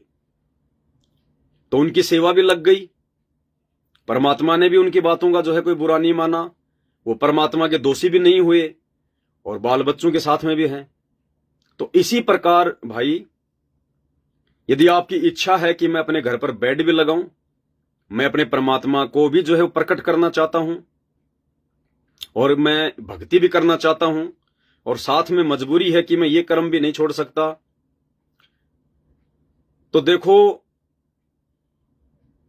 उस कर्म के, पति पत्नी वाले उस कर्म के करते रहने के साथ साथ, यदि हमने घर पर बेड भी लगा लिया, भगवान को विराजमान भी कर लिया, हमें वो लाभ तो नहीं मिल पाएगा जो लाभ पति पत्नी वाले कुकर्म से दूर रहकर भगवान को घर पर विराजमान करके प्राप्त हो सकता है।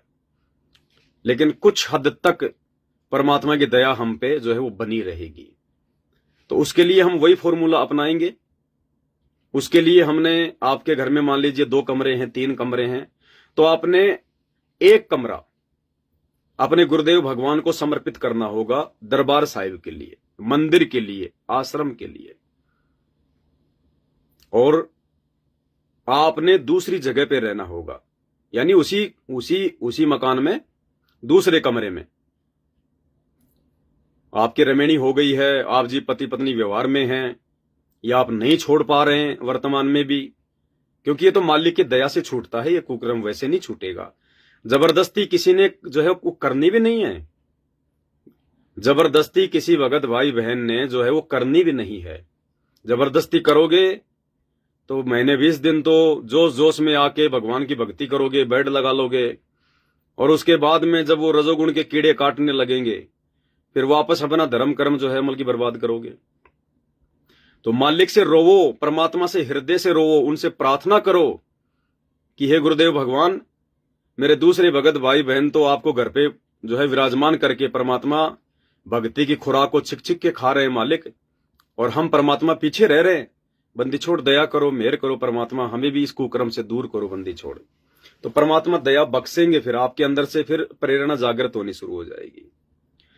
तो यदि आपकी रमेणी नहीं हुई है और आप जी बेड लगाना चाहते हैं, और बीच में यदि आपकी रमेणी हो गई, आपकी शादी हो गई, उसके बाद आपको चिंता है कि फिर क्या मेरे घर पर भगवान रहेंगे या नहीं रहेंगे।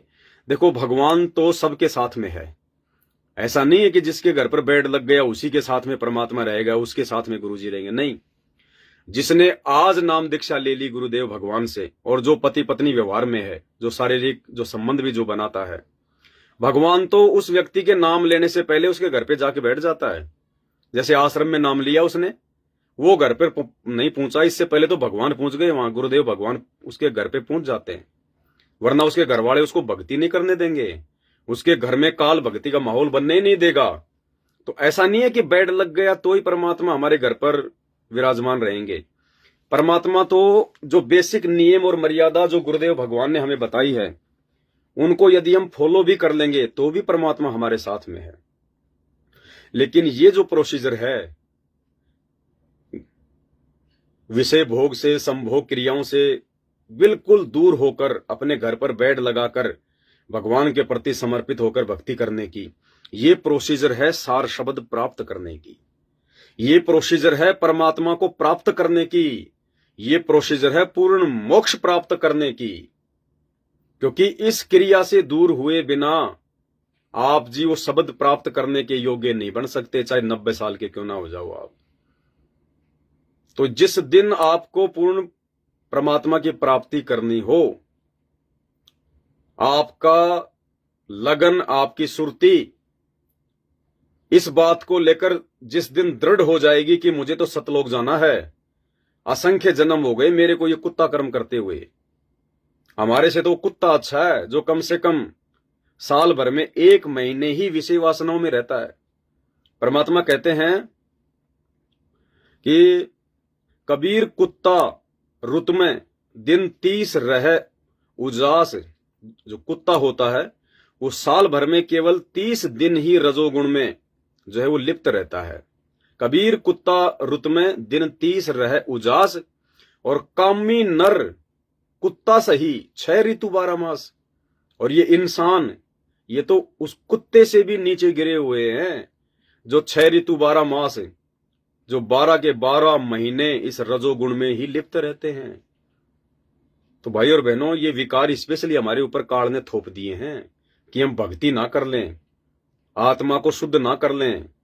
और मालिक ने बताया कि जितना ज्यादा हम अपने शरीर से मेटेरियल को बाहर निकालेंगे रजोगुण में पड़कर, उतना ही ज्यादा हम इस काल के जो है ऋणी बनते चले जाएंगे, हम इस काल के कर्जदार होते चले जाएंगे। अरे एक तरफ तो हम ब्रह्मा और सावित्री जी का नाम जाप करते हैं, जो प्रथम मंत्र हमें गुरुदेव देते हैं, एक तरफ तो हम जो है ब्रह्मा और सावित्री का नाम जाप करते हैं, और दूसरी तरफ हम जी रजोगुण में पढ़कर ब्रह्मा सावित्री का वो कर्जा अपने ऊपर चढ़ा रहे हैं। क्योंकि जब हम संभोग क्रिया करते हैं तो जो मेटेरियल हमारे शरीर से जो बाहर निकलता है, उसके निकलने से जो है परमात्मा कहते हैं कि असंख्य जीव मरते हैं, असंख्य जीव। और हम इस ब्रह्मा जी के हम लोग जो है मतलब ऋणी हैं, ऋणी। वो कर्जा हमारा उस पर चढ़ता जाता है। तो वो समझदारी थोड़ी है उस आदमी की। एक तरफ तो आप जी जो है कमा रहे हो पैसा, दूसरी तरफ आप जी उसको फालतू में फेंक देते हो। आप उसको फालतू में फेंक रहे हो और आप जी जो है कर्जदार हो रहे हो। तो आप तो मतलब मजदूरी करने की फिर तो आपकी आदत होगी कि कमाओ बर्बाद करो। यूज भी तो नहीं कर रहे। अरे हम यूज भी तो नहीं कर रहे, हम तो खाली फेंक रहे हैं। परमात्मा ने ज्ञान गंगा में लिखा है कि बीज जो होता है, उस गेहूं के बीज को कुरडियों पे फेंकना कोई समझदारी नहीं होती है। गेहूं के बीज को गंदगी में फेंकना कोई समझदारी नहीं होती है। कोई मूर्ख होगा जो उस बीज को, जिस बीज से हमारे को खाने को जो है अनाज मिलेगा, हमारा जीवन चलेगा, उस बीज को हम यूं ही फेंक देंगे। तो परमेश्वर ने मानव शरीर से जो पदार्थ जो निकलता है, चाहे स्त्री का हो चाहे वो पुरुष का हो, परमात्मा ने उसको अनमोल बीज बताया, जिस बीज से एक आत्मा जन्म लेती है। और उस बीज को यदि हम ऐसे ही बर्बाद कर रहे हैं तो समझो हम एक मर्डर कर रहे हैं, मर्डर, एक जीव की आत्महत्या कर रहे हैं। ज्ञान गंगा पढ़ लेना, उसमें लिखा हुआ है जो 21 नियम है उनमें। यानी व्यर्थ में संभोग करना आपने जीव हत्या के बराबर जो है पाप कर्म को मोल ले लिया, उसमें लिखा हुआ है, परमात्मा कह रहे हैं। तो दास की तो विनती इतनी है भाई, देखो मोक्ष के लिए तो जो शर्त है वो शर्त है। मोक्ष प्राप्ति करनी है तो परमात्मा की हमने वो कंडीशन निभानी पड़ेगी, फॉलो करना पड़ेगा। परमात्मा कहते हैं भग भोग्या भग उपजय। भग यानी योनि, स्त्री इंद्री, भग भग भोग्या भग उपजय, यानी जब तक आप जी विषय वासनाओं में लिप्त रहोगे, भग को भोगोगे, तब तब आपको भग उपजय यानी आपको भग से जन्म लेना पड़ेगा। जब तक आप इस रजोगुण से दूर नहीं होगे, रति क्रिया से दूर नहीं होगे, संभोग क्रिया से दूर नहीं होगे, तब तक आपको बार बार उसी योनि से जन्म लेना पड़ेगा। भग भोग्या भग उपजय, और भग से बचा न कोई, और जय कोई भग से बचे, भगत कहावे सोए। अब देख लो आप, ये भगवान की वाणी है, कोई मेरा अपना घर का ज्ञान नहीं है। परमात्मा कहते हैं जब तक आप इस भग क्रिया से नहीं हटोगे, संभोग क्रिया से दूर नहीं हटोगे, पति पत्नी कुकर्म से दूर नहीं हटोगे, तब तक तो आप जी भगत भी नहीं हो। भगत भी भले नाम ले लिया, भले सतनाम ले लिया, उस समय तक तो आप परमात्मा की इस अमरवाणी के अनुसार परमात्मा की डिक्शनरी में आप जी भगत के रूप में भी अंकित नहीं हो। अब देखो कितनी बड़ी बात है। और फिर हम लोग बाट देख रहे हैं मोक्ष प्राप्त करने की, सतलोक जाने की। एक तरफ तो हम बड़ा डींग मारते हैं कि भगत जी बस मेरा तो यहां से मन हट गया, परमात्मा आज ही आ जाए, दास तो सतलोक जाने के लिए तैयार है। और शाम को फिर कहेगा भगत जी कोई लड़की देखो ना मेरी रमेणी के लिए। हैं, सुबह तो बोला गुरुजी आज ही आ जाए तो आज ही चलूं, हैं, और बाद में कह रहा है भगत जी रमेणी करनी है मेरे को। क्या हम इन तमाम कुकर्मों से, विषय वासनाओं से, काम क्रोध लोभ लालच, जाति वर्ण कुल, क्या हम इन सबसे दूर हैं? क्या हम इस कंडीशन में हैं? अपनी आत्मा से पूछो। बकवाद करने से कुछ नहीं होता कि भगत जी ज्ञान समझ में आ गया, अब तो सतलोक चलना है, कुछ नहीं, बस यहां पे आज ही गुरुजी आ जाएं। अरे अगर आज ही गुरुजी आ गए विमान लेकर और गुरुजी कहें कि बेटा चल सतलोक, क्या आप आत्मा से आप तैयार हो? मुंह से तो बोल दोगे, मुंह से तो बोल दोगे कि गुरुजी चलो तैयार है आपका दास, क्योंकि गुरुजी के सामने ये थोड़ी कहोगे कि गुरुजी मैं नहीं जा सकता, मैं सतलोक के लिए मैं तैयार नहीं हूं। लेकिन भाई वो तेरी जुबान से नहीं मानता, परमात्मा जुबान की भाषा नहीं पकड़ता। परमात्मा तो घट घट का वासी है, अंतर्यामी है, वो तो अंदर देखा कि इसके अंदर कितनी कमी है। तो हमारा तो काम बिगड़ गया। अरे भगवान आया लेने के लिए, 84 मिटाकर सतलोक ले जाने के लिए, कह रहा बेटा सामने विमान है चल, और मन में भरी है कुबद, और यदि आप विमान में भी आप जाकर बैठ गए तो भी सतलोक नहीं जा पाओगे, कहीं और ही छोड़ेगा परमात्मा। भाई और बहनों, ये कलयुग की बिचली पीढ़ी है। अगर ज्ञान समझ में आ गया तो परमात्मा कहते हैं कि समझा है तो सिर धर पांव और बहुर नहीं रे ऐसा दाव। ये मौका दोबारा नहीं मिलेगा जो वर्तमान में भगवान ने हमें दे दिया। तो हमने तो बिल्कुल अब तैयार हो जाना चाहिए, तैयार कि आज गुरुजी आ जाएं, परमात्मा आज ही आपके साथ चलने को तैयार हूं। लेकिन वो यहां से देखेगा। अरे जुबान से झूठी हाँ तो भाई साहब सुपर सुदर्शन ने भी द्वापर युग में भरी थी कि परमात्मा चलो आपका दास सतलोक के लिए बिल्कुल जो है तैयार है। तो ले गए परमात्मा उसको। आज आप और हमें दिखाना था भगवान ने कि नालायकों, भगवान के साथ तुम धोखा नहीं कर सकते। जरा से भी तुम्हारे अंदर अगर कोई भी अगर माइनस पॉइंट रह गया तो तुम्हें वापस पटकना पड़ेगा। तो परमात्मा ने एक उदाहरण पेश किया हमारे लिए कि तुम्हारे अंदर उतनी भी कमी नहीं होनी चाहिए जितनी द्वापर में सुदर्शन की थी। बूढ़ा हो गया, बोला हाँ भाई सुदर्शन चलना सतलोक। चलो महाराज आप तो जानी जान हो, आप तो अंतर्यामी हो परमात्मा, इस गंदे लोक में क्या जीना परमात्मा। ले गए परमात्मा। और फिर क्या बताया गुरुदेव ने, ऊपर मानसरोवर में जाके परमात्मा ने पूछा रे भाई कोई इच्छा है कि तेरी उस संसार में, उस गंदे लोक में कोई है तेरी कोई इच्छा, कोई डिमांड है? हाँ बोले परमात्मा वैसे तो आपने इतना अच्छा ज्ञान दे दिया, मालिक ऐसे गंदे लोक में किसी मूर्ख व्यक्ति की आस रहेगी? परमात्मा आपके दास में कोई आस्था नहीं है। लेकिन मालिक एक छोटी सी प्रार्थना है। मालिक ने देखा यो काम बिगाड़ दिया। और छोटी के बड़ी, एक तरफ तो कह रहा है कि कोई आस्था ही नहीं है, कोई मूर्ख होगा, और एक छोटी सी आस्था है। क्या भाई, मेरे माता पिता बहुत अच्छी आत्मा के थे, वो खुद भक्ति नहीं करते थे लेकिन मेरे को कभी मना नहीं किया। ये परमात्मा किसी जन्म में उन पे दया करना, उनका मोक्ष करना। यानी मन में रह गई माता पिता के प्रति वो इच्छा, मोह ममता काल ने वहां जागृत कर दी। अब परमात्मा ने कहा भाई बिगाड़ दिया काम। अब उसको तो परमात्मा ने थोड़ी बोलना था कि भाई तेरा काम बिगड़ गया। उसको कहा कि ठीक है भाई कोई बात नहीं, मैं तेरे को वचन देता हूं, तेरे माता पिता को पार कर दूंगा बेटा। लेकिन वो तो थी उसके मन में, वापस परमात्मा ने पटक दिया। अभी यही चक्कर काट रहा होगा कहीं, आप और हमारे में बैठा होगा कहीं। फिर परमात्मा ने हमारे को रानी इंद्रमती का उदाहरण दिया। 80 साल की बुढ़िया हो गई, परमात्मा जाते थे सत्संग सुनाते थे। अंत में गुरुजी ने कहा कि हाँ भाई इंद्रमती चल रही है? महाराज चलो मैं तैयार हूं परमात्मा, अभी चलो मालिक। ले गए परमात्मा वही मानसरोवर पे। उदाहरण पेश करना था आप और हमारे लिए। हाँ बेटी तेरी कोई इच्छा, तेरे राजा में, तेरे राजपाट में, तेरे पोते पोतियों में? ना महाराज ये परमात्मा वो तो बहुत गंदा लोक है, वहां तो मैं देखना भी नहीं चाहूं।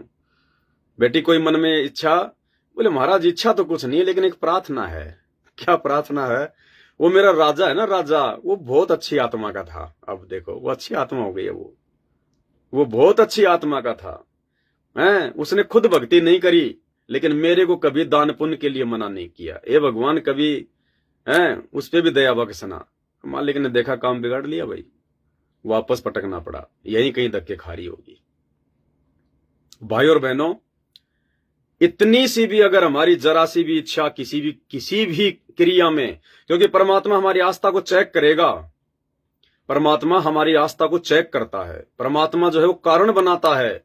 जानबूझकर परमात्मा ऐसी ऐसी परिस्थितियां पैदा करता है कि देखता हूं इस बच्चे की विषय भोग में कोई इच्छा है कि नहीं है, रति क्रिया में इच्छा है कि नहीं है, इस खेत में, खलियान में, पैसे में, काम धंधे में, बाल बच्चों में, माता पिता में, रिश्तेदारों में कोई आस्था है कि नहीं है। ये रिश्तेदारियों में जो शादियां आती हैं बार बार तुम्हें जो फोर्स किया जाता है ना नाम दीक्षा लेने के बाद, क्या हो भगत जी आओ जी, हमारी तो बस ये पहली शादी है, हमारी तो आखिरी शादी है। भगत जी एक दिन में क्या है, हम आपको जो है कुछ भी नहीं कहेंगे, हम आपको ना कुछ कोई पूजा पाठ के लिए कहेंगे, आप तो खाली बैठ जाओ आके। वो परमात्मा जानबूझ के उनसे कहलवा रहा है तुम्हारी परीक्षा लेने के लिए। वो नहीं बुला रहे तुम्हें, उन्हें आवश्यकता नहीं है तुम्हारी। वो अपना खा रहे हैं कमा रहे हैं, तुम अपना खा रहे हो कमा रहे हो। लेकिन वो शादी के लिए, बहुत छुच्छक के लिए, जन्मदिन के लिए, दूसरे कोई जो है प्रोग्राम के लिए, वो रिश्तेदारों का जब फोन आता ना, और अगर आपने नाम दीक्षा ले रखी है तो विचार कर लेना, या तो वो काल जो है दबाव डाल रहा है या परमात्मा आपकी परीक्षा ले रहा है। और यदि जरा से भी आपने स्वीकृति दे दी कि चल रहे कोई बात नहीं जाके आ जाता हूं यार, जाके आने में क्या दिक्कत है, मर गया, हो गया काम। अरे जाके आने में दिक्कत क्या है बावली बूंच? तूने भीड़ में भीड़ करके तूने सहयोग कर दिया। तू कुछ भी मत खा, कुछ भी मत कर। अगर तू वहां उस दिन चला गया, जो पाखंड है, जो परंपरा है, जो कुप्रथा है, तूने भीड़ में भीड़ कर दी, तूने वहां जाकर उस परंपरा का समर्थन कर दिया। तेरे अंदर ज्ञान आधार नहीं है, तू दबाव में आ गया, तू लोक लाज में आ गया कि यार वो इतनी मेहनत कर रहा, अगर नहीं गया तो कल को फिर मेरे बारे में क्या सोचेगा। आ गया लोक लाज में। जाति वर्ण कुल खोए। भाई और बहनों, ये परमात्मा का यथार्थ ज्ञान, ये तत्व ज्ञान है बंदी छोड़ का। परमात्मा ने हल्की फुल्की जो छूट दी हुई है ना ब्याह शादी में आने की, जाने की, तो वो केवल उन आत्माओं के लिए है जो नई नई जुड़ती हैं, जिनको ज्ञान नहीं होता। अगर ज्ञान समझ में आ गया तो चाहे नया चाहे पुराना, जाना नहीं तो जाना ही नहीं। स्पष्ट कह दिया परमात्मा ने कि टलो जाने से। बहुत सोच समझ के अब हमने भगत बनना पड़ेगा। अब तुमने तो अपने रिश्तेदार को बोल दिया कि ठीक है साहब मैं आ जाऊंगा, एक रात के लिए आ जाऊंगा, और इधर से परमात्मा तुम्हारे घर पर उसी रात विमान लेके आ रहे थे कि आज रात को 12 बजे मैं मेरे बच्चे को चुपचाप सौपन के माध्यम से आत्मा को निकाल के और मैं सतलोक ले जाऊंगा आज मेरे बच्चे को, हैं? और तुमने उधर अपने रिश्तेदारों को हाँ भर दी, अपने यार दोस्तों को हाँ कर दी कि ठीक है मैं शाम को 7 बजे घर से निकल जाऊंगा साहब, और सुबह मैं जल्दी आ जाऊंगा उधर से। अब गुरुजी तो विमान लेके घर पे आ रहे हैं। आज तेरा मौका था, आज तेरे ऊपर मेहर कर रहा था परमात्मा, इस गंदे लोक से सदा सदा के लिए निकाल रहा था तेरे को। सतलोक में मना फिर शादियां, मना फिर वहां डीजे बजा, वहां बजती है वो मधुर मधुर वाणियां, संगीत, वहां है मौज मस्तियां असली। इधर भगवान आ रहा था और उसी दिन काल ने तेरे को निकाल दिया वहां से। ये होती है सूक्ष्म चाल। अब तू वहां क्या कर रहा है? नींद आएगी तेरे को 12 बजे, 12 बजे तो वहां पे डीजे बजेंगे, हैं? हट जाता पाछे ने नाचन दे जी भर के ने, वो नाचेंगे वहां। आज मेरे यार की शादी है, हैं? तेरे को नींद आएगी। भगवान तो तुझे सतलोक ले जाने के लिए आया और तू वहां पे आज मेरे यार की शादी है सुन रहा है। हट जाता हूं पाछे ने नाचन दे जी भर के। अब तू नाचता ही रहना फिर यहाँ पे जी भर के, कभी कुत्ता बन के, कभी गधा बन के, कभी सुअर बन के। फिर तेरे को कसाई जो है ना गला छोटा सा काट के हलाल करके नीचे डाल देगा, फिर नाचते रहना, फिर हैं भुगत भुगत के दम तोड़ेगा, फिर नाचते रहना फिर यहाँ पे। भाई और बहनों, ये काल की सूक्ष्म चाल है, ये ऐसे फंसाएगा हमें वो। अगर भक्ति पर हम लग गए हैं और गुरु और ज्ञान समझ में आ गया है तो भाई और बहनों हमने तो तैयार रहना कि भगवान अभी आ जाओ, चाहे ये परमात्मा इसी समय आ जाओ, बिल्कुल आपका दास आपकी दासी तैयार है, परमात्मा छिक लिए हम तो। ये ज्ञान आधार से संभव है, और ये ज्ञान आधार और ये सतगुरु भगवान की ये मेहर ये उसी समय बनेगी जब हम इन तमाम काम, क्रोध, लोभ, लालच, जाति, वर्ण, कुल, तमाम विषय विकारों से बिल्कुल अपने आत्मा से नफरत करने लगेंगे। देखो शुरुआत में जब हम इन कुकर्मों से जब हम लोग दूर हटते हैं ना, तो शुरुआत में महीना, 2 महीना, 3 महीना, 6 महीना तो काल हमारे को जो है परेशान जो है वो करेगा, लेकिन गुरुजी का आशीर्वाद रहेगा। थोड़ी सी अगर हिम्मत रखेंगे तो काल तो चाहेगा कि वापस उसी गंदगी में आ जाएं, है कि नहीं? लेकिन उसी समय परमात्मा से बिल्कुल आंख बंद करके, हे मालिक दया बख्शो परमात्मा, हे मालिक मैं 2 कोटि का जीव हूं, बंदी छोड़ काल को मैं कैसे मालिक हरा सकता हूं, आप दया बख्शो परमात्मा, हे बंदी छोड़ अपने दास के विषय विकारों को हरो मेरे मालिक। तो परमात्मा वापस आपके मन को जो है चेंज कर देगा, क्योंकि मन पे कंट्रोल तो भगवान का है, सतगुरु रामपाल जी का है। 21 ब्रह्मांड के प्राणियों का रिमोट तो इस काल के हाथ में है, और काल का रिमोट सतगुरु रामपाल जी भगवान के हाथ में है। तो जब हम सबसे बड़े राष्ट्रपति से प्रार्थना करेंगे, राजा धीराज से प्रार्थना करेंगे, तो रिमोट तो उसके हाथ में है ना, जो आपको दुखी कर रहा है, परेशान कर रहा है मन। तो इस प्रकार से भाई और बहनों हमने करना है। और मान लीजिए आपकी शादी हो गई, आपने घर पर बेड भी लगा लिया, या वर्तमान में कुछ ऐसे भगत भाई बहन हैं जो इस संभोग क्रिया से दूर नहीं हो पा रहे हैं। कोई भी उनकी मजबूरी है भाई, उनके पति की तरफ से दबाव है, या किसी की जो है पत्नी की तरफ से दबाव है, जो भी है, और यदि उनकी इच्छा है, साथ संगति से जुड़े हुए हैं, ज्ञान को आधार उन्होंने बना लिया है कि नहीं बेड तो हम लगाएंगे भगवान का, हम और कहीं धक्के नहीं खाएंगे अपने भगवान के अलावा। जब तक गुरुजी किसी आश्रम में नहीं आएंगे तब तक हम अपने घर पर अपने भगवान का बेड लगा के हम भक्ति करेंगे। तो उन भाई बहनों के लिए तो दास की यही प्रार्थना है। परमात्मा तो आपके साथ भी है, ऐसा नहीं है कि है नहीं परमात्मा, हम सब परमात्मा के बच्चे हैं, लेकिन हम लोग जो मतलब प्रयास तो हमें करना पड़ेगा। अंत में कोई आज कर देगा, कोई 6 महीने बाद में, कोई 2 साल बाद में।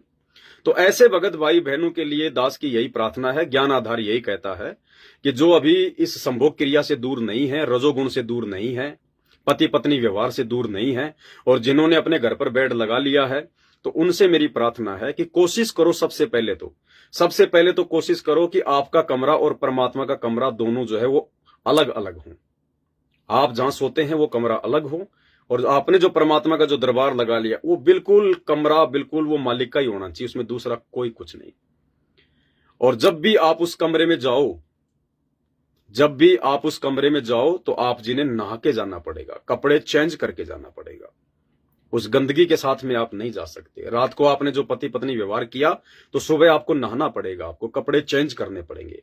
उसके बाद आप उस कमरे में मालिक को भोग लगाने के लिए, या उनके चरणों की सेवा के लिए, या अन्य दूसरी किसी सेवा के लिए, या मालिक के चरणों में बैठकर थोड़ा बहुत सिर रखकर जो है मतलब चिंतन मनन करने के लिए, जैसे परमात्मा कहते हैं ना आजकल इन ऑडियो में जो जेल से आ रही हैं, कि थोड़ा बहुत समय निकालकर, अगर सबके सामने आपको अगर शर्म आती है तो थोड़ा बहुत समय निकालकर एकांत में अपने भगवान के जो है चरणों में बैठकर रोया करो। तो चरणों में बैठ के रोने का मौका तो मालिक ने हमें दिया है, क्योंकि बेड परमात्मा ने सात संगत वालों के घरों पे लगाए।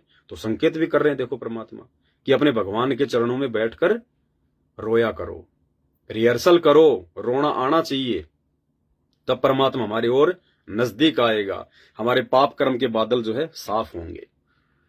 तो ऐसी स्थिति में आपने नहा धोकर ही परमात्मा के दरबार में एंट्री जो है वो करनी होगी।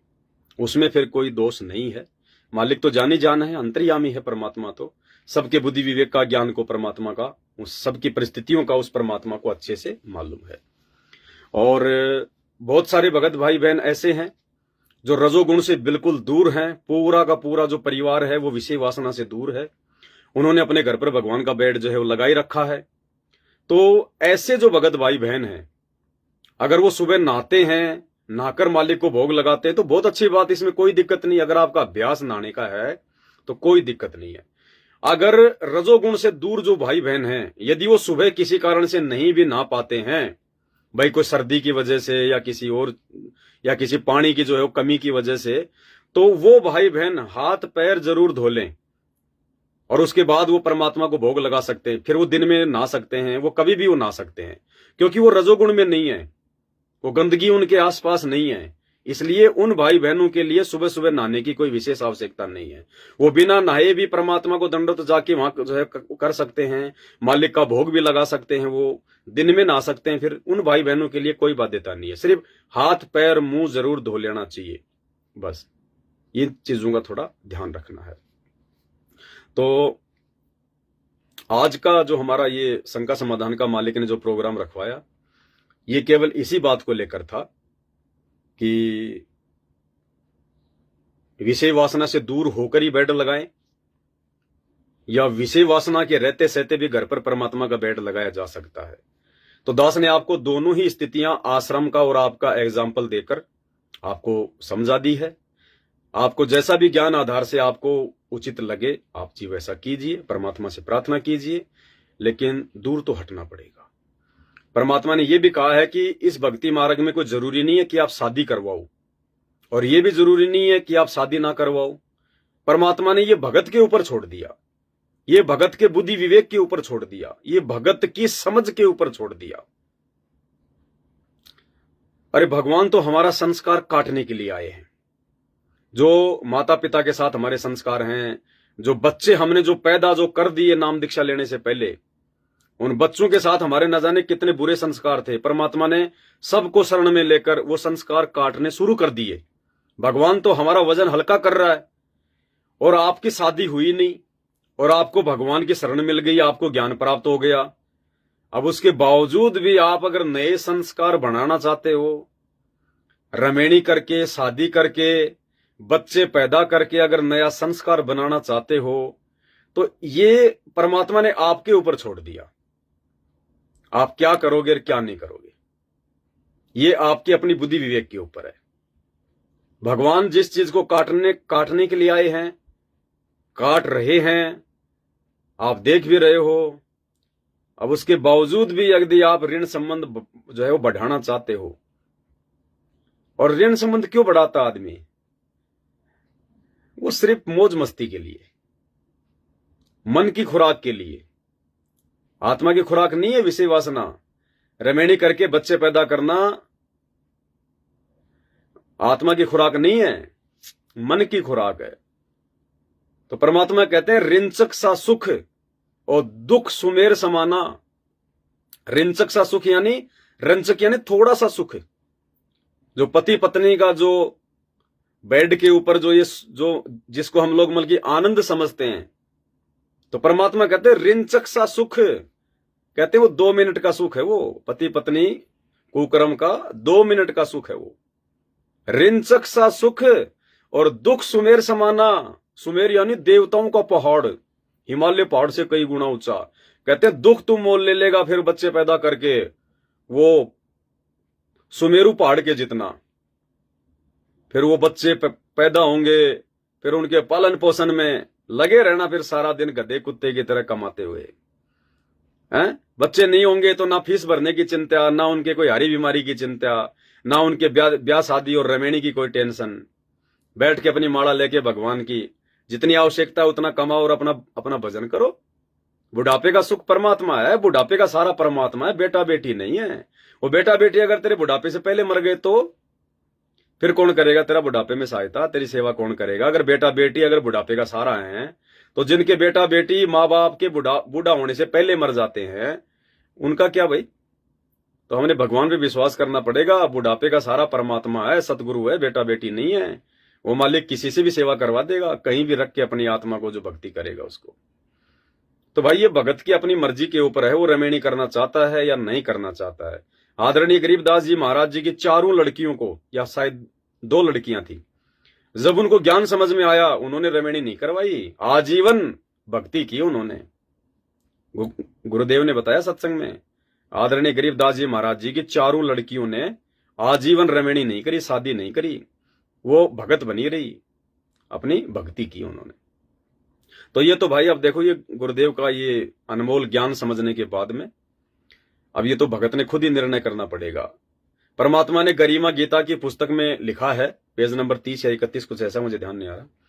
उसमें परमात्मा कहते हैं कि आग पराई आपनी, आग पराई आपनी, हाथ दिए जल जाए।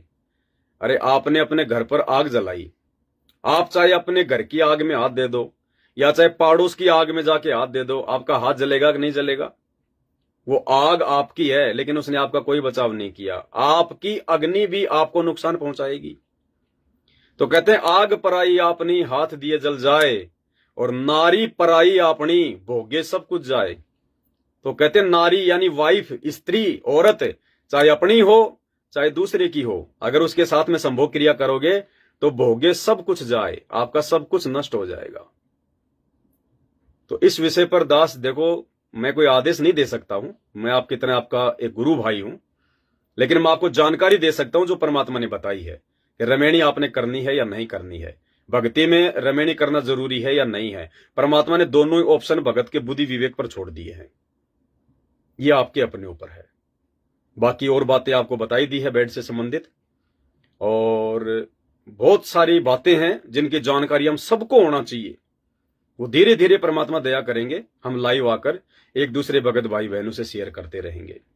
और आज रात्रि 8 बजे दास 2-4 घंटे के लिए लाइव आएगा, विशेष लाइव है।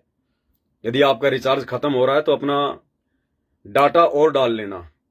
50-60 रुपए लगते हैं, 20-30 रुपए लगते हैं, मोबाइल का डाटा और डल जाता है, 2 GB 3 GB 4 GB। किसी दुकानदार से भी आप जी अपने मोबाइल पर डलवा सकते हैं।